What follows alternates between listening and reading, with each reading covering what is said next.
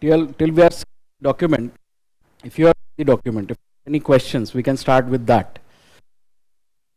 Questions तभी आएंगे ना जब पढ़ा होगा. So the first question is, have you read it? और जिसने पढ़ा होगा उनके पास सवाल होंगे, है ना, क्योंकि पढ़ते पढ़ते कहीं ना कहीं अटके होंगे या दिमाग में कुछ आया होगा. So are there any questions from the document? चलो कोई नहीं. Start by looking at the document once it is set.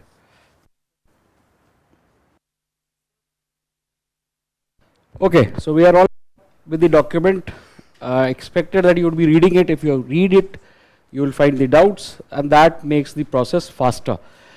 So till the last class, we had done some basic things, and in terms of content also, we had covered China and Pakistan related developments. And within those developments, we talked about issues like borders, we talked about water issues or rivers, right? So we tried to do it as comprehensively as possible, so that first you have a sense of the examination, plus you also have a sense of the content. So since you don't have any question, let's start with questions which you should be able to answer if you have looked at the document, all right? So yesterday we had seen a lot of questions. Now today, let's start with some of the questions which you could answer through the document.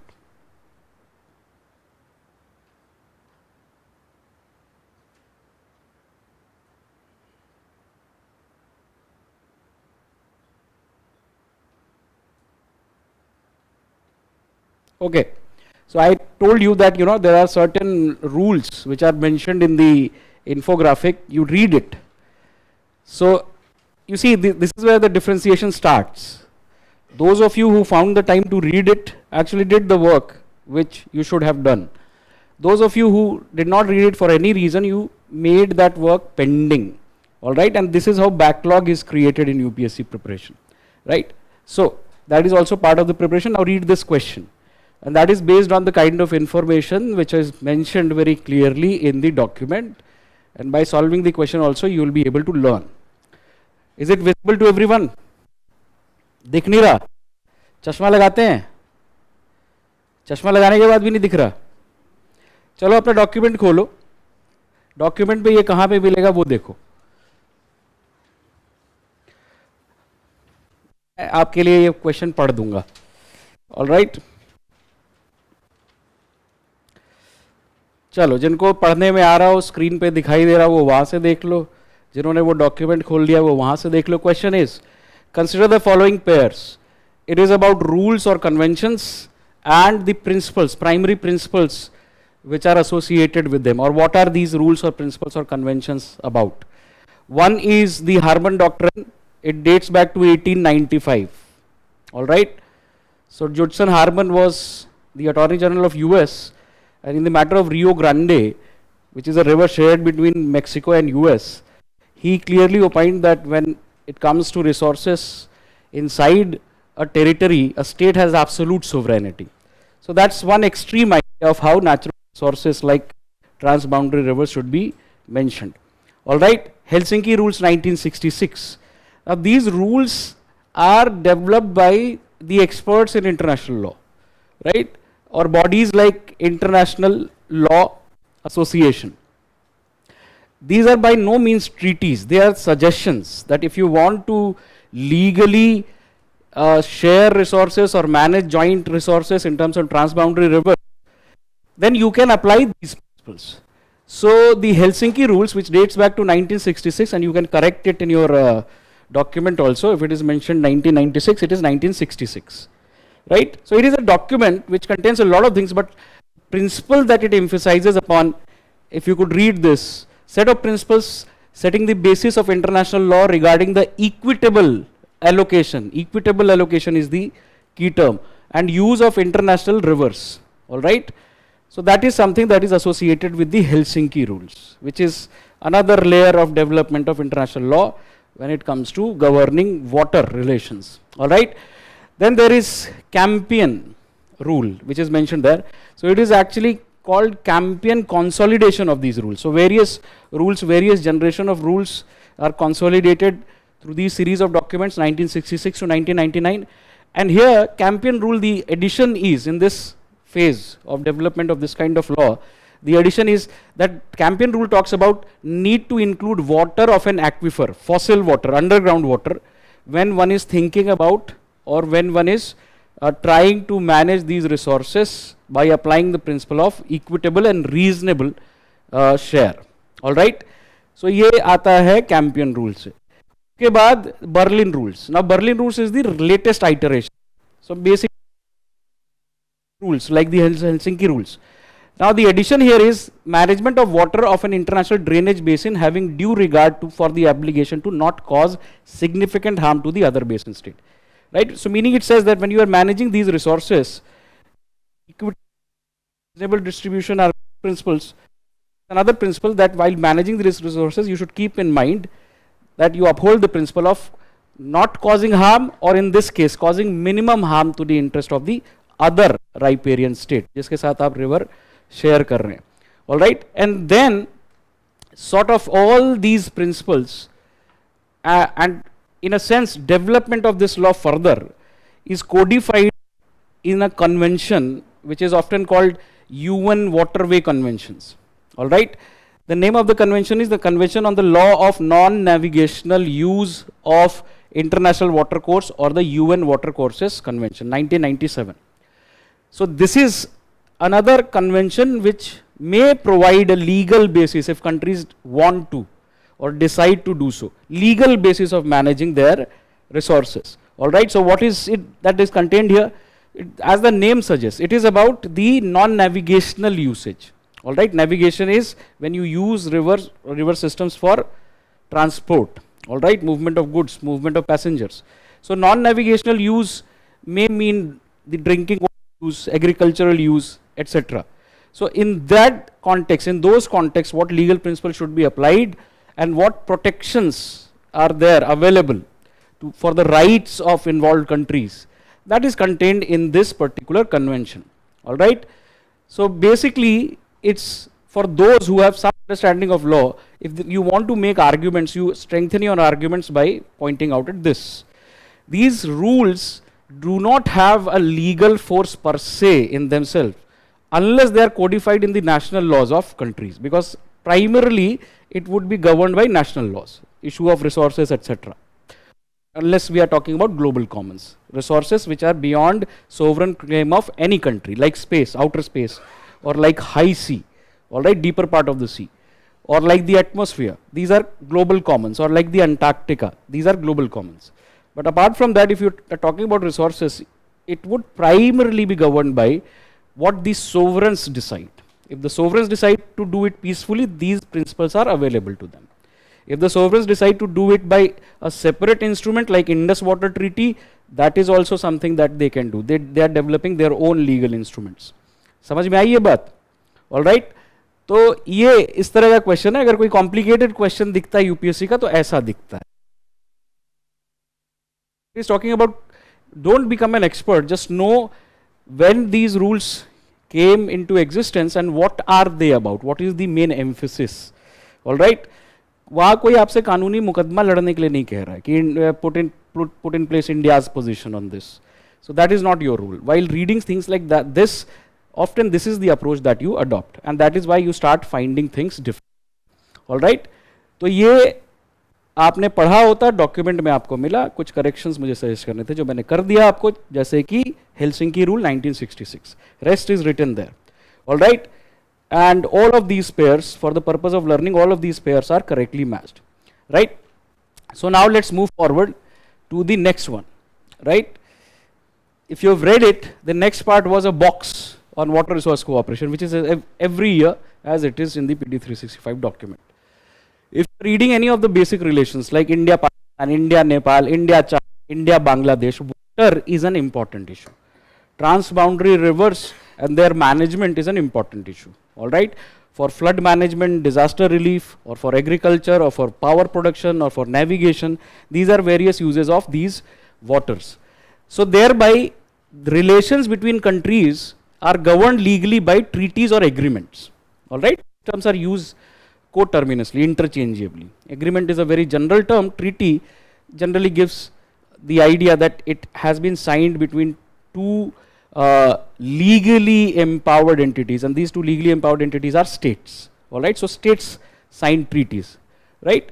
So if you go into technicalities, would be a lot of exceptions which would apply, but in general we say that it is not the title of the document which has any meaning, it is the content of the document which has a meaning. So understand, treaty, agreement are coterminous. All right, so then if you see, there are various treaties that you will find in each relation very prominently. तो अगर पढ़ा होगा, किसी भी तरीके से पढ़ा होगा, तो इस तरह के क्वेश्चन का आंसर कर दोगे. इसके लिए अलग से तैयारी करने की जरूरत नहीं है. क्या क्वेश्चन है? Select the correct chronological order, meaning in terms of the years to last. कौन सी ट्रीटी कब आई? तो ये चार ऑप्शन आपके सामने है. The content was there with you, and I told you the best way to utilize this kind of content is try to think in terms of questions. Quiz is available to you, है ना? आपके पास document के साथ quiz भी available है. Market में भी बहुत सारे डॉक्यूमेंट्स हैं, यूपीएससी के भी पेपर हैं. You can also make your questions. All right, so that is your application. So now what is the correct answer? What is the correct answer? C, D बहुत सारे लोग कह रहे हैं. तो बहुत सिंपल है. कुछ ट्रीटीज के बारे में आप जानते होंगे, right? So in these kinds of questions either you know the complete information or you know partial information. Both can help you in answering this question. At least you should have put in some effort. ये कोई talent से answer करने वाला तो question है नहीं. बहुत सारे लोग टैलेंट भी रिले करके ये एग्जाम देते हैं क्योंकि ज़िंदगी में बड़े अच्छे रहे हैं वो पढ़ने में, तो उनको लगता है कि नहीं यहाँ ऐसा नहीं चलेगा. थोड़ा भी पढ़ा है तो वो आपके काम आएगा. All right, so that is where you should have correctly answered it, पर फिर भी CD लोग कर रहे हैं.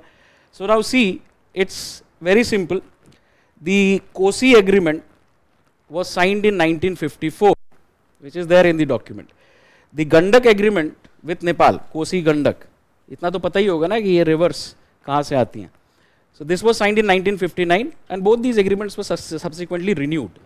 All right, then you have the Indus Water Treaty 1960 with Pakistan. Then you have the Mahakali Treaty with Nepal, all right, on the river Mahakali and related developments, project developments, right? So again, either you learn by answering the question or you learn by reading the document, thereby making your own addition also. So अपने document अपने साथ रखे, and wherever you find interesting information or additional information, please note it down. Wherever I would remember it, I will definitely let you know.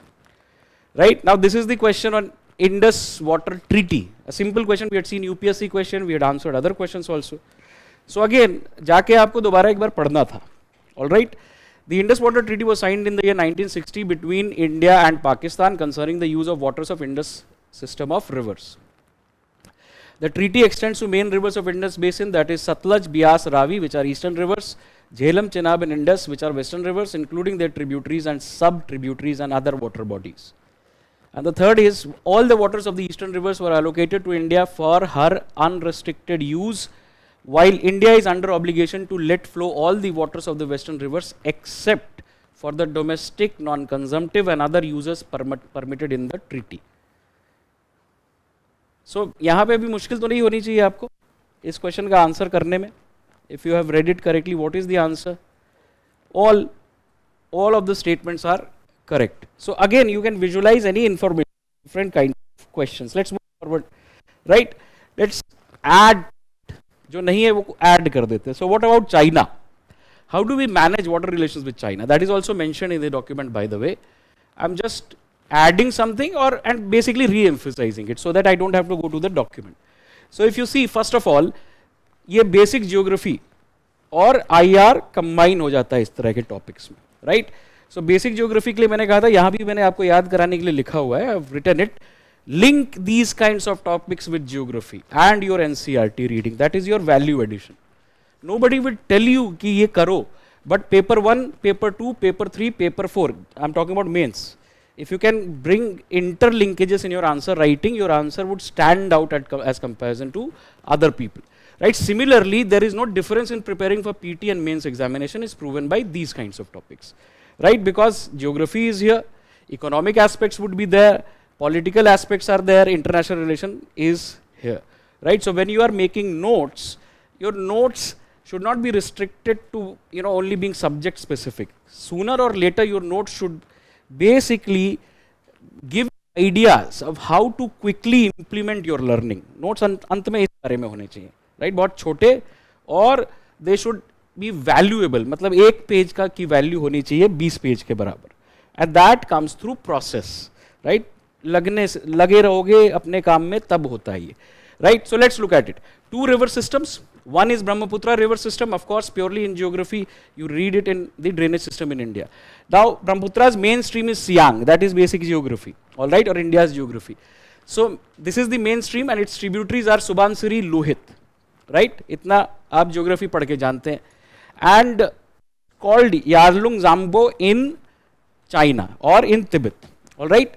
Now, how do we manage our relations? So we understand that India is a lower riparian, China is a upper riparian, because both these rivers originate in China, Brahmaputra as well as Indus, and some of the tributaries of Indus like Satluj. All right, so that is the second river system, right? So in 2002, Government of India and Government of China entered into a short-term agreement, limited agreement. Generally, MOUs are signed for limited purpose. Either there is time limitation, or it is addressing, it's an agreement which is addressing a very narrow part of some area of cooperation. All right, so we think that MOUs have less of a legal value, right? But again, MOU, treaty, document ke title mein, it doesn't matter. What matters is the content. It is true for any legal document. Don't read it by the title. All right, now we signed an MOU for what? For hydrological information sharing, hydrological data sharing. For which period? During flood season. So it's a limited agreement for limited purpose, hydrological data sharing, and that too during flood season, so that lower riparian can prepare well to combat flood. What is this season? 15th May to 15th October. So in all the water treaties, there would be a conception of either monsoon period or generally lean season. So these are defined by agricultural season in India. अगर आपको यही नहीं पता agricultural season India में क्या है, तो आपको मुश्किल होगी ये समझने में, जबकि बहुत मुश्किल नहीं है. All right. These MOUs are for 5 years, and they are 2008, 2013, they have been renewed on Brahmaputra. All right, 2023. Now this MOU would expire. Let's see whether it is renewed and when it is renewed. Now in 2013, both of them signed a larger memorandum of understanding MOU for strengthening cooperation on trans-border rivers. So these kinds of agreements generally don't contain specifics. They are broadly about the intent. They are declaring, both sides are declaring the intent to cooperate more on trans-border rivers. All right, and some addition, meaning from to the previous agreement, now we are adding data from some more hydrological station. All right, so ye hai, so mainly MOUs. And then a second MOU for Satluj. Satluj is known as Langen Zangbo in Tibetan or in China. All right, so on that also we have an MOU for hydrological data sharing for the monsoon period or for the flood season, right? Now the MOU on Satluj has been renewed till 2020. It was first signed in 2010, 15 renewal ho gaya, and then 2020 expire ho gaya, iska renewal baki hai, its renewal is pending, right?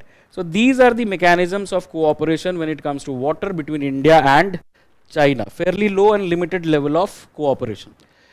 The body where the dialogue is sustained on this issue between India and China is at the level of experts. It is called expert level mechanism.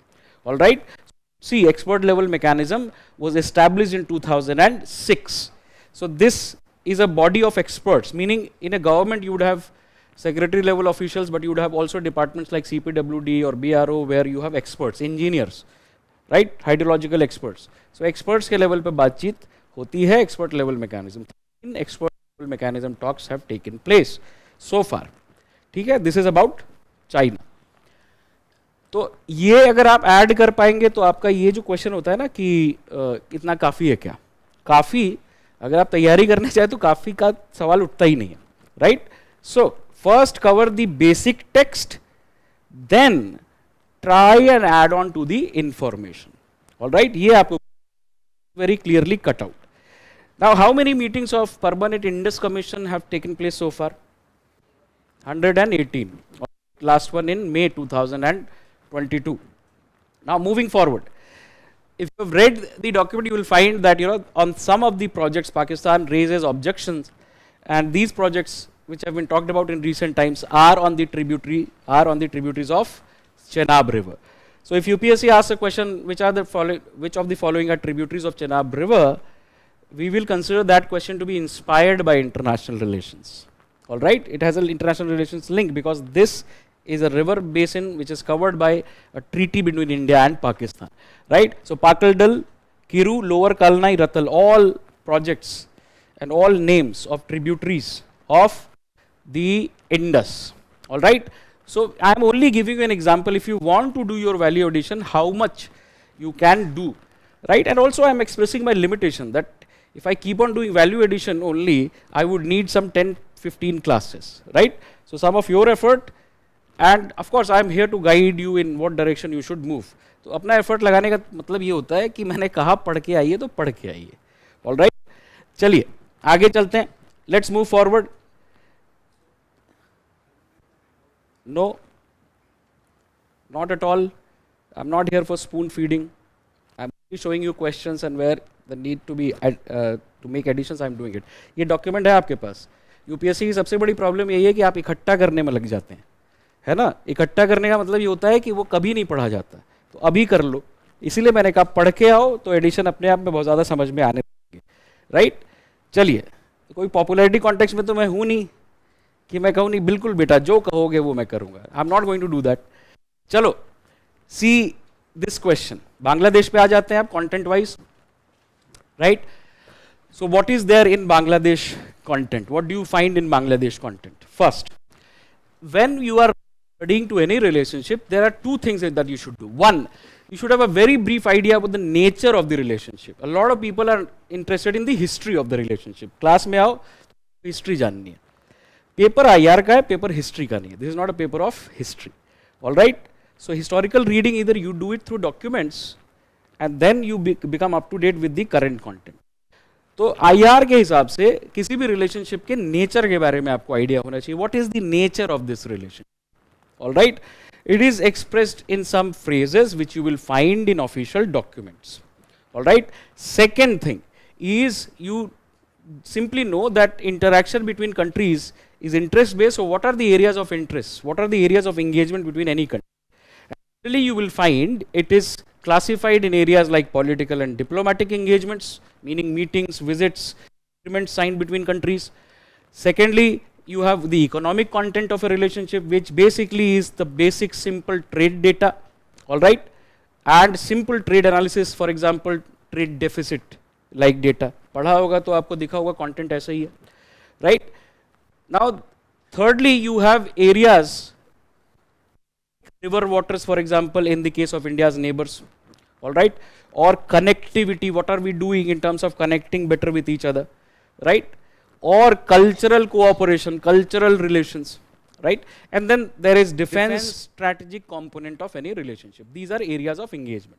So here and its analysis at the exam level is based on these two things. Are you aware of the nature of relationship, and thereby are you aware of the areas of engagement, mechanisms, some numbers about that? This is the data for the examination, which is not a terribly difficult data to have about every relationship, right? So now the story of India-Bangladesh relations. India-Bangladesh celebrated 50 years of their foundation in 2022. This was marked by Prime Minister Modi's visit to Bangladesh in March 2022, and then later on 6 December 2022 to celebrate Maitri Divas, which is what these two countries have designated 6 December to be. The President of India visited Bangladesh. So we say that with Bangladesh we have a relationship of fraternal friendship, brotherly friendship that we have, sisterly if you have gender concerns, fraternal friendship, but official documents use these terms. Then we also know that over the last few years the sentiment is that India-Bangladesh relation is passing through a golden phase or golden chapter or Sonali Adhyay. That is the nature of the relationship. We know that diplomatically this relationship has been sustained by a close relationship since the founding, because India played a special role in the formation of Bangladesh. Friendship is founding diplomatic document of this relation, right? And then this visit, this marked by frequent top level visits. So that's why it is covered in terms of Prime Minister's visit to Bangladesh or Bangladesh's Prime Minister's visit to India. So all these measures show us that this relationship is pretty strong. Now what are the areas of engagement? So we say that this relationship is witnessing a golden chapter because we have made progress in resolving contentious issues, and we have made progress in areas of cooperation, plus we have added to the areas of cooperation, newer areas of cooperation. What are these? So when we look at the issues which we have resolved, 2015 with the ratification and final implementation of the land boundary agreement, which was originally signed in 1974, we resolved the issue of our land border. All right. Second, 2014 through arbitration under UNCLOS, we were able to settle our maritime boundaries peacefully. All right, so this is resolution of some of the difficult issues. 2014 maritime boundary demarcation between India and Bangladesh through the process of arbitration. All right. Now, if you see going beyond this, what has happened is this has allowed a cooperation to progress in many areas like trade and connectivity. All right, but this has been built on years of negotiations, plus the fact that 2008 onwards, Bangladesh continuously had Awami power and Prime Minister Sheikh Hasina power. So then if you see going beyond that, the economic content of this relationship A is highlighted by the fact that Bangladesh is India's largest trading partner in South Asia, and the trade with Bangladesh in fact is larger than many of the larger economies, right? 18 billion US dollars mark has been crossed. 2018 we had crossed 10 billion for the first time, right? And generally, you see, in all these trades with our neighbors, we have a trade surplus, all right? Overwhelming trade surplus with all our neighbors. So, for example, Bangladesh's exports would be around 1 to 2 billion. India's exports are around 16 billion. So, this gives you an idea that it is a proximate important market for India's exports, all right? So, that's why Bangladesh is important. Now, secondly, if you see, trade has expanded on the basis of certain special measures. For example, India provides favorable market access, duty-free market access to 98% of imports from Bangladesh, because Bangladesh was a least developed country. All right. Now, if you see in this relationship, thereby we see progress. We see that India's interests are upheld. Second thing is the economic engagements are also in terms of investments, and primarily through development support or development assistance to Bangladesh. So Bangladesh is the largest recipient of lines of credit offered by India. Lines of credit are soft loans, all right? Soft loans because they are low interest rate and long gestation period loans. So these are development instrument. It's a loan that India provides to other countries, developing and least developed countries, countries of the south, for development projects of their choice. So 8 billion US dollars of line of credit allocated to Bangladesh in this last decade. And then if you also see Bangladesh and India cooperation in this development area translates into, right? We said we solved border, economic content of relationship is good. We also have development cooperation. So now it is translating into other areas, transformative areas of cooperation. What are these? Connectivity. Connectivity is about expediting movement of goods, movement of people, movement of ideas. So any means of transport which expedite the movement of these, we club them under connectivity projects, right? It involves infrastructure spending. So thereby you will see India and Bangladesh have taken up connectivity projects. So they have an inland water connectivity cooperation ongoing based on a protocol on inland water trade and transit signed in 1972. That is the agreement that they had signed, basically establishing the rules. How do we use rivers for better transport, efficient transport? All right. And then what you will see is within this protocol in recent years, newer routes have been identified on the rivers. So basically Ganges basin and Brahmaputra basin, and what is the third basin? The Meghna basin, GBM. Ganga, Brahmaputra, Meghna is the shared basin between India and Bangladesh. So one idea is inland water transport connectivity. Second idea, prior to 1965, the railway networks covering India, Bangladesh, what is today's Bangladesh, and Pakistan were functional. Over the years, these networks have fallen in disuse, right? Because the railway network majorly in India was laid down by the Britishers. So now the attempt is to revive these rail connects. This is by improving the infrastructure. So that's why you will see examples like Akhora Agartala rail line, right? Similarly, what you will see is that this connectivity also extends to maritime connectivity. After we have resolved our maritime boundary issue, cooperation in maritime area has become easier. So there you will see we have a maritime agreement or coastal shipping agreement dating back to 2016. And then this is about coast to coast shipping for India and Bangladesh. We are now considering to add third party trade to this. All right, so we have coastal shipping agreement for us, port to port transport, and then you have the use of Bangladeshi ports for transshipment, meaning you carry goods through the ocean to a port and then you offload the goods at the port and then you use other means. It can be internal waterways or roads or railways to carry the goods to its final destination, which is the states of Northeast. All right, so for transshipment, we have agreement for using the Mongla port and the Chittagong or Chattogram port of Bangladesh. All right. Now, these are some of the very important projects which would transform India-Bangladesh relations. Their trade or connectivity of Northeast or connectivity between South Asia, Southeast Asia, or sub-regional connectivity within BBIN, Bangladesh, India, Nepal, Bhutan project in this subcontinent, right? So these are connectivity projects. Bus services are there between India and Bangladesh. Railway services are there between India and Bangladesh. Maitri, Bandhan, right? These are rail services between India and Bangladesh. So that's why we say that this is a new area, emerging area and transformative area of cooperation. Then a perennial area of cooperation which requires consistent management is water resources. As I said, GBM basin, world's second largest hydrological region as far as discharge of water is concerned, fresh water is concerned, after Amazon, is the GBM basin. Now GBM basin is a transboundary basin, meaning the river comprising it are flowing through different countries. All right. So if you see, Ganges has tributaries coming from Nepal also. Brahmaputra has tributaries coming from Bhutan also. Right. Brahmaputra originates in China, flows through India, and then goes into Bangladesh. So if you could see, if you imagine the idea of a basin, it could be a vast terrain or domain, right?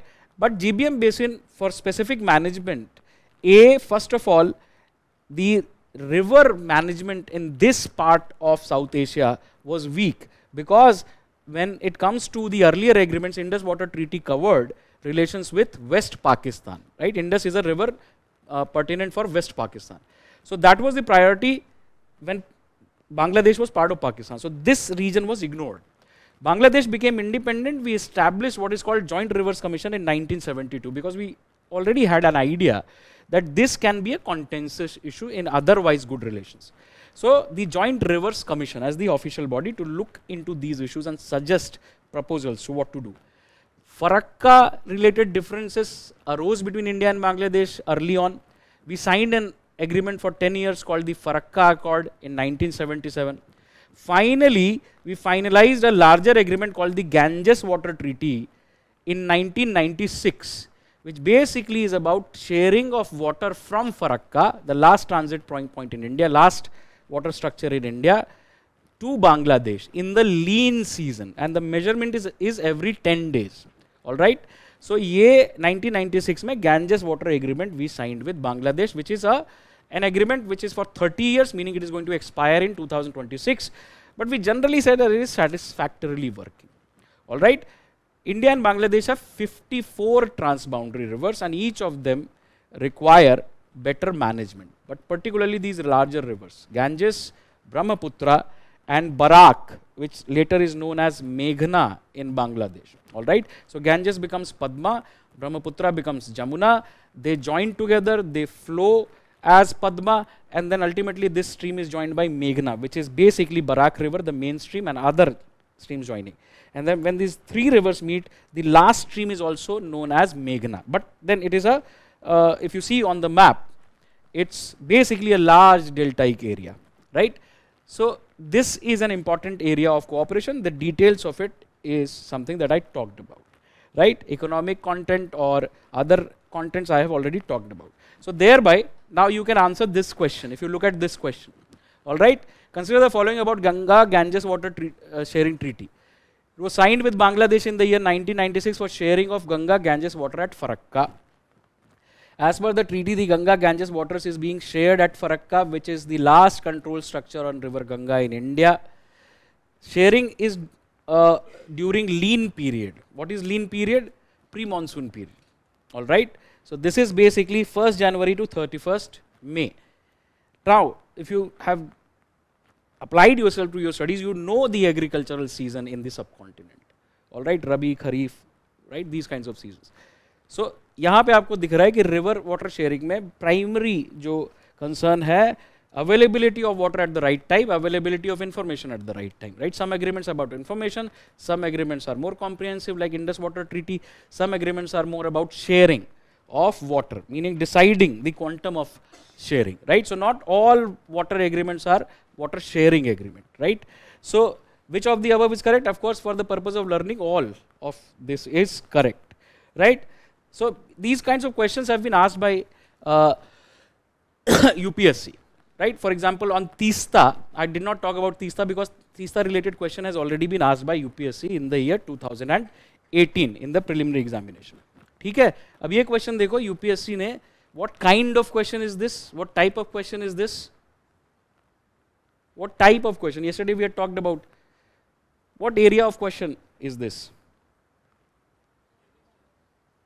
So basically it's a relation based question. देखो ये terminology क्यों जरूरी है, because जब तक ये तुमको पता ही नहीं कि तुम कर क्या रहे हो तो तुम केवल पढ़ते रहोगे. So that's why we develop these terms, right? That areas of questions, types of question, right? So that you first have a word to describe what you are addressing. बहुत बार हमारे पास ये word ही नहीं होता, जैसे feeling describe करने को कहो, right? So for the longest time I knew there are two kinds of feelings. One is anger, another is happiness. बीच में और क्या होता है?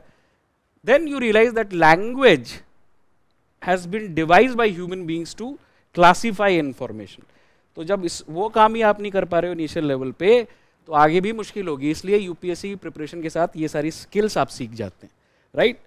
तो इसका आंसर क्या है जरा देखो, कोशिश करो. कॉमन सेंसिकल क्वेश्चन था ये. UPSC generally does not ask these kinds of questions, but if it has appeared, so we consider it also. B is 2 only, right? So let's see, consider the options. The value of Indo-Sri Lanka trade has consistently increased in the last decade. Last decade has not been about consistent increase in anything. The best economic decade for India was 2000s. Perhaps, in my opinion, that was not politically the best decade, but economically the best decade in terms of indicators, right? And generally, you don't see consistent increase or decrease in trade, right? Consistent. So, बहुत सारे कारणों से, क्योंकि ये वेग है, all right? कोई specific value attached नहीं है इसके साथ. So, very common sensically, we can say that this is not correct. Textile and textile articles constitute an important item of trade between India and Bangladesh. If you read documents like Economic Survey, if you read about India-Bangladesh relations, every newspaper article or even these kinds of sources would tell you what is it that we sell, what is it that we export. So if you see, Bangladesh is known for textile exports, all right? Even if you don't know anything about Bangladesh economy, you know two things.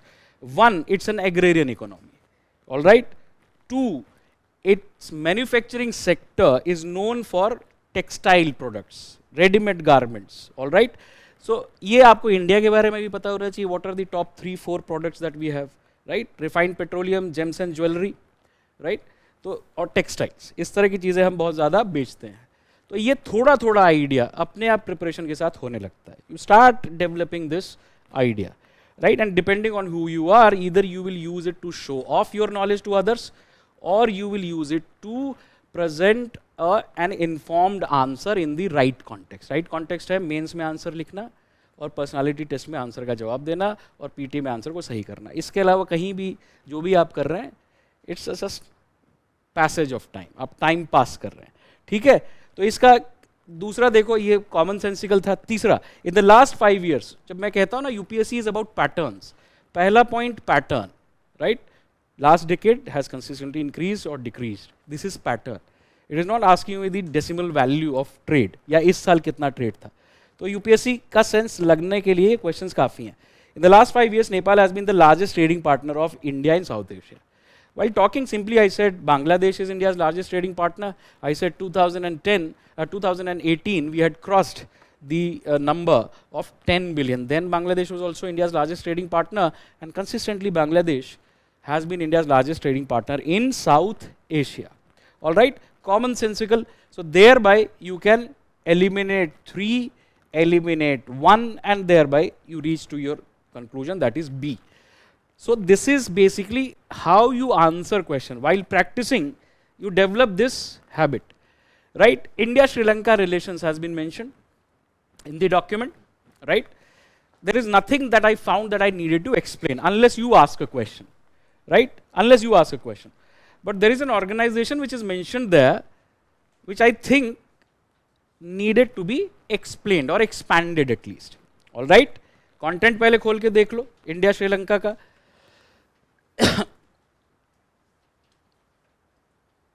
Right?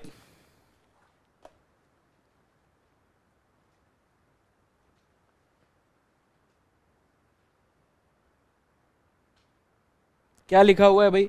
India and Sri Lanka have signed an MOU for the Bharat Electronics Limited to set up a state-of-the-art maritime rescue coordination center in Colombo. All right. In its own, this news is not of great value. It's just an example of cooperation between India and Bangladesh. Another example, a diverse example, right? But the basics, maritime rescue coordination center, explained in the document itself. That's why I say read it, right? These are part of an international network under UN's International Maritime Organization to monitor the sea lanes with the objective of swift response to emergencies such as vessels in distress, rescue and evacuation of people, prevention of and containing environmental disasters such as oil spills, etc. Right? So basically, IMO is an intergovernmental organization which is a specialized agency of the UN. All right? Now, why is this agency created? Because if you see, shipping or development of laws of sea has been a very interesting area, because shipping has been used by countries for wars but also for trade, and most of global trade, at least long containerized trade, long distance containerized trade, is through the oceans, right? So these are very commonsensical things that you understand, and then thereby you also understand, since every country is relying on, to some degree, for their supply chains on the oceans. Oceans require governance. So first of all, if you have laws like UNCLOS, what are they saying? They are providing simply the principles which can be applicable if the sovereigns decide to use them as the basis of determining their maritime boundary or determining rights and obligations. Right? अगर करना चाहते हैं तो UNCLOS only provides a set of principles. All right.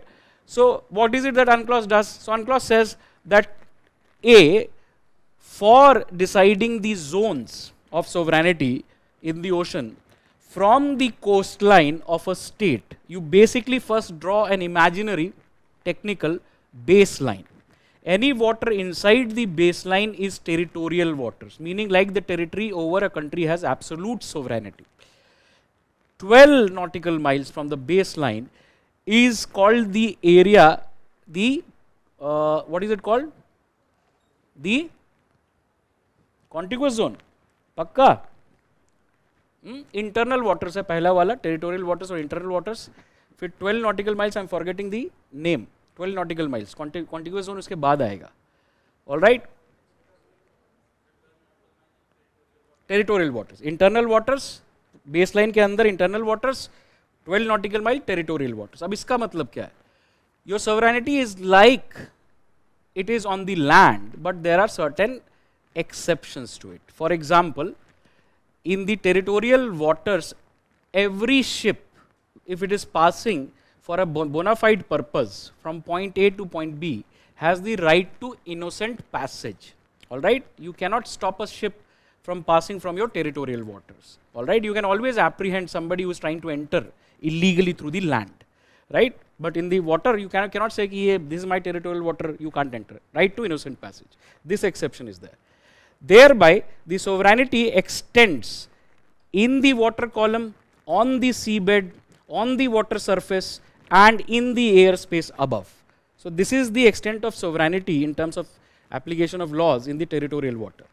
After territorial water, there is contiguous zone, another 12 nautical miles, together 24 nautical miles. So contiguous zone is basically understand that as you are moving away from the coast, your sovereignty is getting diluted, right? So what is happening in contiguous water? Your sovereignty is applicable on the surface of the water, in the water column, on the seabed, right? Now the seabed is continental shelf, right? As you start going away from the coast. So that is where your sovereignty is. But your sovereignty is limited to application of certain kinds of laws, right? Basically custom rules, sanitary and phytosanitary rules, financial rules, right? So this is something that is clearly applicable in the contiguous zone. But the one difference, another difference from territorial waters is that your sovereignty does not extend to the airspace. All right, that is international airspace above the contiguous zone. Territorial waters mein airspace is also your own sovereign jurisdiction. Now, the furthest extent of sovereign zone provided by UNCLOS is exclusive economic zone. The extent of exclusive economic zone is 200 nautical miles. Now, within this zone, what you have is, and 200 nautical miles is the terminus. So, meaning within this entire zone, you have right to exploit, develop resources on the seabed, which is, if you understand, continental shelf, in the water column, depth of water, on the sea surface, right, water surface. So if there are any resources, living, non-living, you have the exclusive right to develop them, exploit them. All right, no other country can claim right over resources, right? Beyond 200 nautical miles is what is called the area and the high sea. All right, high sea is the water column, the depth, and the area is the seabed. All right, so this is basically global commons. High sea is global commons. The area is global commons. All right. So beyond 200 nautical miles, wherever it is applicable. हर देश में 200 nautical miles होगा कि नहीं होगा, ये आप सोचने लगते हैं. So UNCLOS provides exceptions or special cases also, but सबसे ज़्यादा जाना जाता है इस चीज़ के लिए, right? The zones, right? Demarcation of zones. समझ में आई अभी तक बात? So 200 nautical miles beyond, you don't have sovereign claims. So that is global commons. Now that is governed by certain institutions created by UNCLOS. All right. What are the institutions? You have the International Seabed Authority, right? International Seabed Authority. For example, if you want to do deep seabed mining, right, in the area, then you have to go through the International Seabed Authority, which is located in Kingston, Jamaica. All right. Then you have the Commission on the Delimitation of Continental Shelf, which basically operates from the headquarters of UN in New York, right? Commission on the Delimitation of Continental Shelf. So what is its utility? So it's not a hard and fast rule that you can only have 200 nautical miles of continental shelf. Generally that is basically the limit. You can extend your continental shelf, but you have to prove the reasonableness of the claim. Where? At the Commission for the Delimitation of Continental Shelf, right? And the third body which is created by the UNCLOS is an arbitration tribunal, ITLOS, all right? International Tribunal on the Law of the Seas, all right? Hamburg, Germany, mein ye located. So this is what you know about UNCLOS. UNCLOS is talked about a lot, but UNCLOS is only a set of rules, laws. Now you need executive agencies also, all right? Meaning the agencies which are working to deal with day-to-day issues coming in the course of long distance or short distance movement of ships through the ocean, because oceans are vast. So here comes the specialized agencies of UN called International Maritime Organization. ठीक है? International Maritime Organization. तो इसके बारे में हमको थोड़ा सा ही जानना है, क्योंकि again the more you want to go in depth, आपको टाइम लगाना पड़ेगा। ऐसा नहीं है कि आप जान नहीं सकते, पर एग्जाम के लिए टाइम की वैल्यू है, तो कुछ इंफॉर्मेशन वैल्यूएबल है, राइट? इतना पता हो उसके बाद सोचो कि और क्या, राइट? शुरुआत से ही ये नहीं सोचना चाहिए कि मैं इस अनक्लॉज का एक्सपर्ट बन जाऊंगा, नहीं बन पाओगे। Alright, any legal document has a lot of reading going on at any given point in time, right? तो international maritime organisation specialise agency है किसकी? यूएन की। ये किस लिए काम करती है, क्या काम करती है, what is it that it does? It is responsible for measures to improve the safety and security of international shipping and to prevent pollution from ships. All right? IMO ka headquarters is in London, right? So basically, if you see, international shipping business is governed by Western institutions. The implication is, if you want to buy oil from Russia or buy oil from Iran, you have to carry it through some oil tankers, right?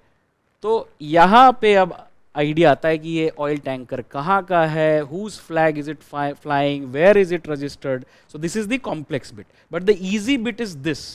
The IMO was established by the convention of the same name, right? The UN Maritime, International Maritime Organization Convention. It was established in actual terms in 1958. It meets for the first time in 1959. It has 175 member states, 3 associate member states. India is also a member. So this kind of body does a lot of work, interaction with experts, industry bodies, government, क्योंकि इस shipping के area में ये सारे लोग involved हैं, right? So IMO thereby becomes an important organization as a basic from the news that has been provided in the content on Sri Lanka. देख लिया आपने, right? यहाँ जानना हमको simple इतना है, IMO was established through a UN convention of 1948. It was finally formed in 1958 in terms of actual structure, right? But the convention basically carried the idea. 175 members हैं इसके, right? And you will not find it difficult to remember that its basic aim is to facilitate and regulate global shipping, all right? तो बहुत सारे काम करता है IMO, बहुत सारे कन्वेंशंस हैं IMO के, और जो सेफ्टी रिलेटेड स्टैंडर्ड्स हैं ग्लोबल शिपिंग इंडस्ट्री के, वो एक जैसे यूनिफॉर्म रहने चाहिए. So these kinds of bodies basically create uniformity in laws, rules, standard practices, alright, by bringing together the relevant stakeholders. चलो आगे चलते हैं, right? So this is about the content on Sri Lanka. चलिए, राइट? तो पढ़ लिया आपने. पढ़ने के बाद जो बेसिक चीज निकली यही निकली कि भाई India is now helping Bangladesh, Sri Lanka in setting up maritime rescue coordination center, right, in the oceans. Why are the oceans important? Of course, ecologically, from environmental perspective, from the perspective of regulation of climate, oceans are important. That's the scientific aspect of it, right? So if you are preparing, let's say, oceans, look at the question that UPSC asks. Last year, UPSC in the mains examination asked questions about the economic significance of straits and isthmus. All right. So now that is a question wherein if you can bring in IMO conventions, well, that would be a value addition to your paper 1 answer, right? ये interconnections हैं UPSC के, right? क्योंकि knowledge अलग-अलग नहीं है, बस ease के लिए अलग-अलग subjects में divide कर दिया गया है, right? So what are these? पढ़ेंगे तो अपने आप समझ में आ जाएगा. Part of international network under UN's International Maritime Organization to monitor the sea lanes. Sea lanes, कभी भी एटलस देखा होगा, मैप देखा होगा, तो you will find dotted lines connecting point A to point B. What are these? These are the pathways that ships, whether naval ships और commercial ships, all right. So commercial shipping और merchant shipping is called white shipping. That's why you will have white shipping agreement for commercial shipping for exchange of information, right? And naval shipping generally is associated with the colour blue, right? So these two kinds of activities are there in the ocean. So sea lanes of communication, when navies are moving through the sea, they would like to maintain communication with land. That is through these passageways. When trade is moving, we call them trade routes, all right? So sea lanes of communication. That's why oceans are important. Now if you see, jagah jagah pe along the coast, you would have monitoring stations. So that means it would be within the jurisdiction of a particular country. So this these stations basically act as nodal points through which information is gathered, and these kinds of information are there with national authority, but they are also collated by bodies like IMO. So the second role of these kinds of organization is to collate data, all right, so that they can first of all predict any crisis, or they can issue early warning, or they can improve their safety guidelines. ठीक है, IMO ये काम करता है. Each country is responsible for its own search and rescue in the region. अभी मैं एक documentary देख रहा था और मुझे याद आया कि कैसे 10 साल बीत जाते हैं. The Malaysian airliner which had disappeared, very interesting case, है ना. आपने भी सुना होगा, MH380 ऐसा कुछ फ्लाइट नंबर था. It just took off, it was going to China and it suddenly disappeared. All right, so there were a lot of theories, projections were made, engineers were called in, and finally it was decided that the aircraft had changed its course, and then it finally had went towards Indian Ocean, southern Indian Ocean. And search and rescue operation फिर हुआ, तो किसने search and rescue operation किया? Of course, Malaysia would do it, but Malaysia alone can't do it. Indonesia was involved, India was involved, Australia was involved, US Navy was involved. So these are called HADR operations, right? Humanitarian assistance, disaster relief, search and rescue operations. ठीक है, तो oceans में ये भी होता है. Trade, strategic competition, war, naval warfare plus HADR operations, right? So this is the entire maritime domain as we are talking about. उसमें जोड़ लो environmental concern, pollution related concern. So this is basically covering the entire spectrum of what we call the maritime domain. All right.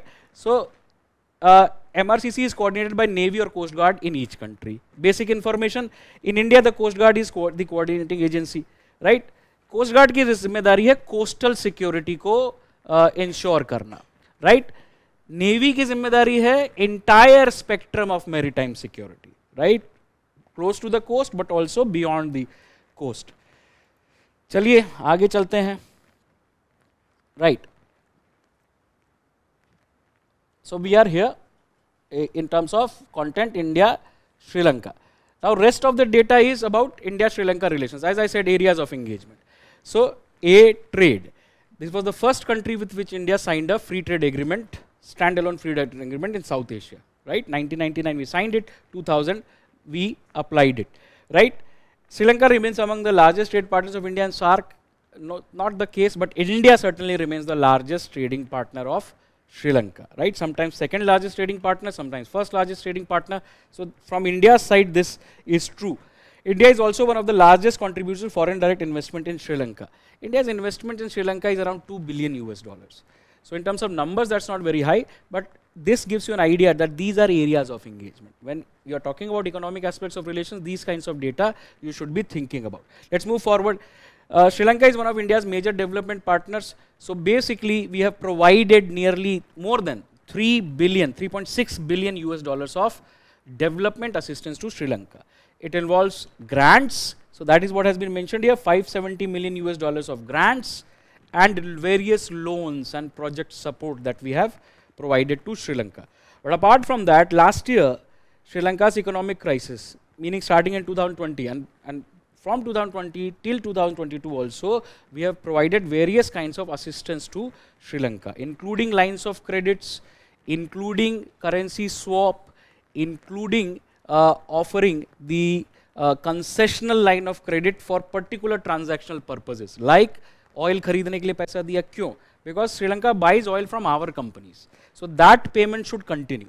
All right, so it comes around 4 billion US dollars of recent assistance in the economic crisis of Sri Lanka. इसका question भी UPSC ने mains में पूछ लिया, इसीलिए, right? तो ये आपको एग्जाम्पल मिलेंगे हर जगह पे, और इसके अलावा कल्चर का एग्जाम्पल मिलेगा, right? So I will use only one mouse, that's better. तो इसके अलावा कल्चर का एग्जाम्पल मिलेगा, और सारे रिलेशन में यही मिलेगा आपको, right? So what is the cultural example? So we say basically India and Sri Lanka share a relation of Mitratva Maga, path of friendship. That comes from the title of their joint statement in 2020 after the Prime Ministerial Summit, Mitratva Maga.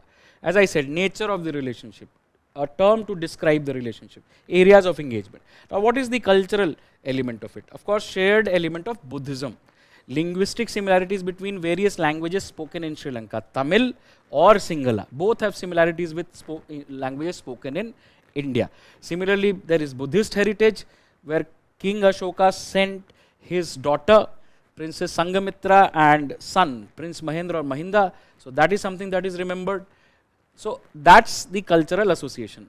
When Kushinagar International Airport was inaugurated, the first flight which came to it was from Sri Lanka. All right. Now, in terms of other aspects of religious, cultural, civilizational ties, we find in the story of Ramayana the association with Sri Lanka. Right. So governments also understand this, that these are symbolic measures. So in the construction of Ram temple, we are now receiving stones, bricks from the temple in Sri Lanka. Right. So these are cultural aspects. These are aspects of soft power in any relationship. Now, you have an understanding कि किसी relation में क्या होता है, ये purpose था इसको बताने का, right? बाकी सारे relation अगर आपने पढ़े होते तो बड़ा आसान काम हो जाता हमारे लिए, लेकिन अब ये देखते हैं Katchatheevu island. Katchatheevu island location based question बना सकता है, ठीक है? तो इसको अब देखो, कच्चातीवू आइलैंड क्या है? Katchatheevu island is part of Sri Lanka. First of all, India and Sri Lanka demarcated their maritime boundary in 1974. They signed an agreement. 1976, they exchanged letters for clarifying the other aspects of maritime boundary, including prohibition of fishing by the fishermen of both countries in each other's waters. Right? So this is the period in which India-Sri Lanka maritime boundary has been demarcated. And demarcation of boundary is always a sovereign act. First of all, you should understand. So don't try to apply UNCLOS here. All right.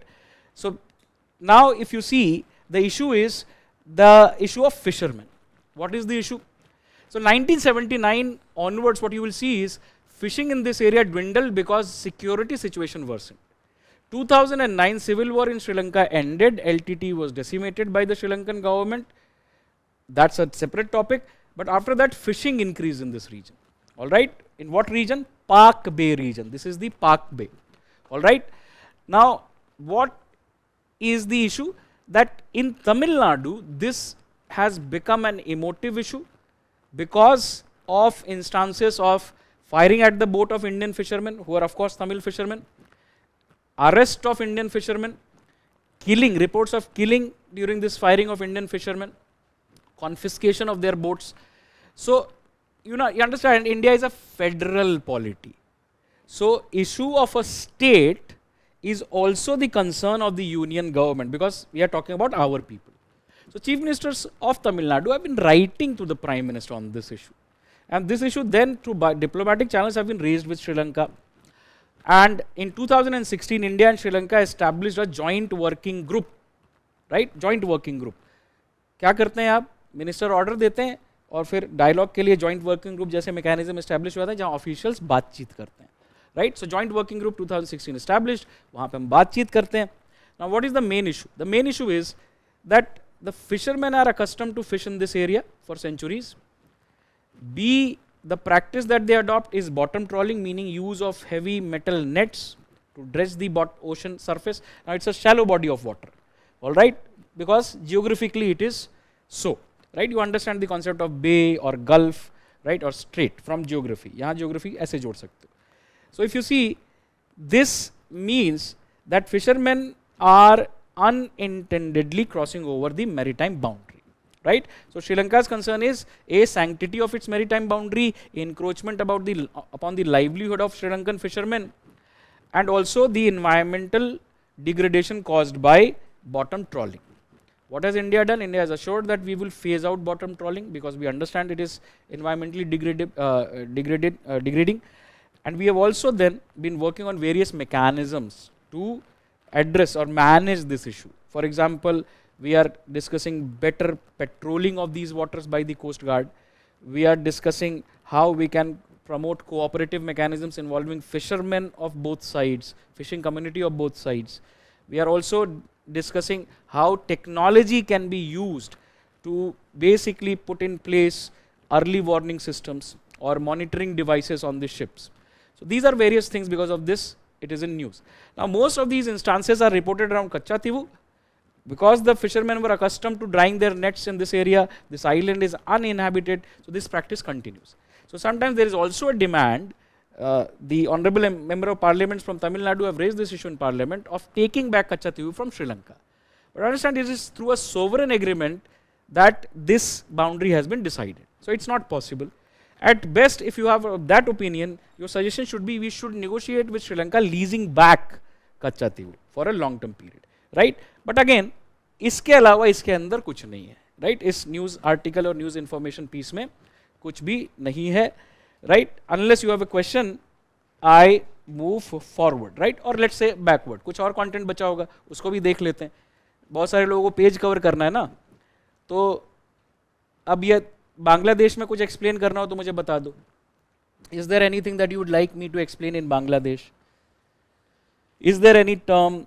Is there anything, any content mentioned which I should explain?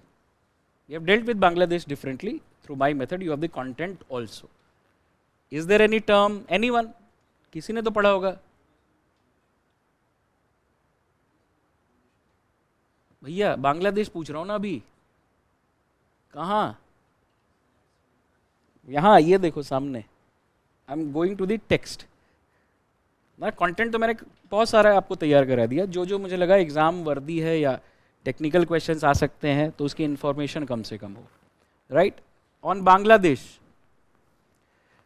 So as I said, ये content कहता है we are negotiating, we have signed various agreements with Bangladesh. किन areas में होंगे? Areas of engagement as we have talked about, right? So that means the rest of the content is only example, right? So basic details. 4096 kilometer of border, meaning Bangladesh and India have the longest land border in South Asia. Or in other words, with Bangladesh, India shares its longest land border. It is not China, it is Bangladesh. Number 1, Bangladesh. Number 2, China border. Number 3, Pakistan border. All right. Number 4, Nepal border. Number 5, Myanmar border. Number 6, Bhutan border. Number 7, Afghanistan border. All right. So this is basically chronological order as you do your value addition. ये सारी बातें मैं कर चुका हूँ. जो box में है, एक रिवर पे जो एग्रीमेंट हुआ, that is Kushiyara river. Very simple question, if at all should be asked on this. Kushiyara river is located in, तो ये डिटेल दिया हुआ है ना. Sharing of waters of Kushiyara river, first such pact signed after Ganga water treaty 1996. Not necessarily the case.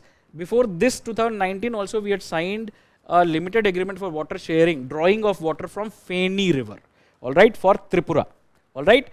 So ये इसमें हुआ है. तो इसका मतलब ये, once you are aware of areas of engagement, what happens is any new information can be added within that category. That this is economic information, this is about rivers, this is about border, right? Now Kushiara rivers forms on India-Bangladesh border as a branch of Barak river, so it is a tributary of Barak river. ठीक है. Barak separates into Kushiara and Surma, 2 streams, and then finally these streams come together with various other streams as Meghna river. समझ गए आप इस बात को? चलिए, states in India sharing borders with this particular country: Assam, West Bengal, Mizoram, Meghalaya and Tripura, right? ये पाकिस्तान में भी हमने किया था. Very simple factual things that you can do yourself, right? Let's move forward. Bangladesh is India's biggest trade partner. एक बार content से आगे चले जाने दो, फिर बोल लेना. ये डिटेल भी हम बात कर चुके हैं, ठीक है. इसकी बात भी हम कर चुके, इसकी बात भी हम कर चुके, इसकी बात भी हम कर चुके, और ये आ गया, ये लास्ट में हर जगह मेंशन होता है, SAARC, BIMSTEC, right? BBIN. What is BBIN? Simply an acronym for cooperative mechanisms between Bangladesh, Bhutan, India, Nepal. What is the primary agreement that they are implementing right now? BBIN motor vehicle agreement, which was signed in the year 2015. वो implement कर रहे हैं. But they can cooperate because of their potential in other areas also. Connectivity is one. Economic cooperation, people to people ties obviously would flow from this.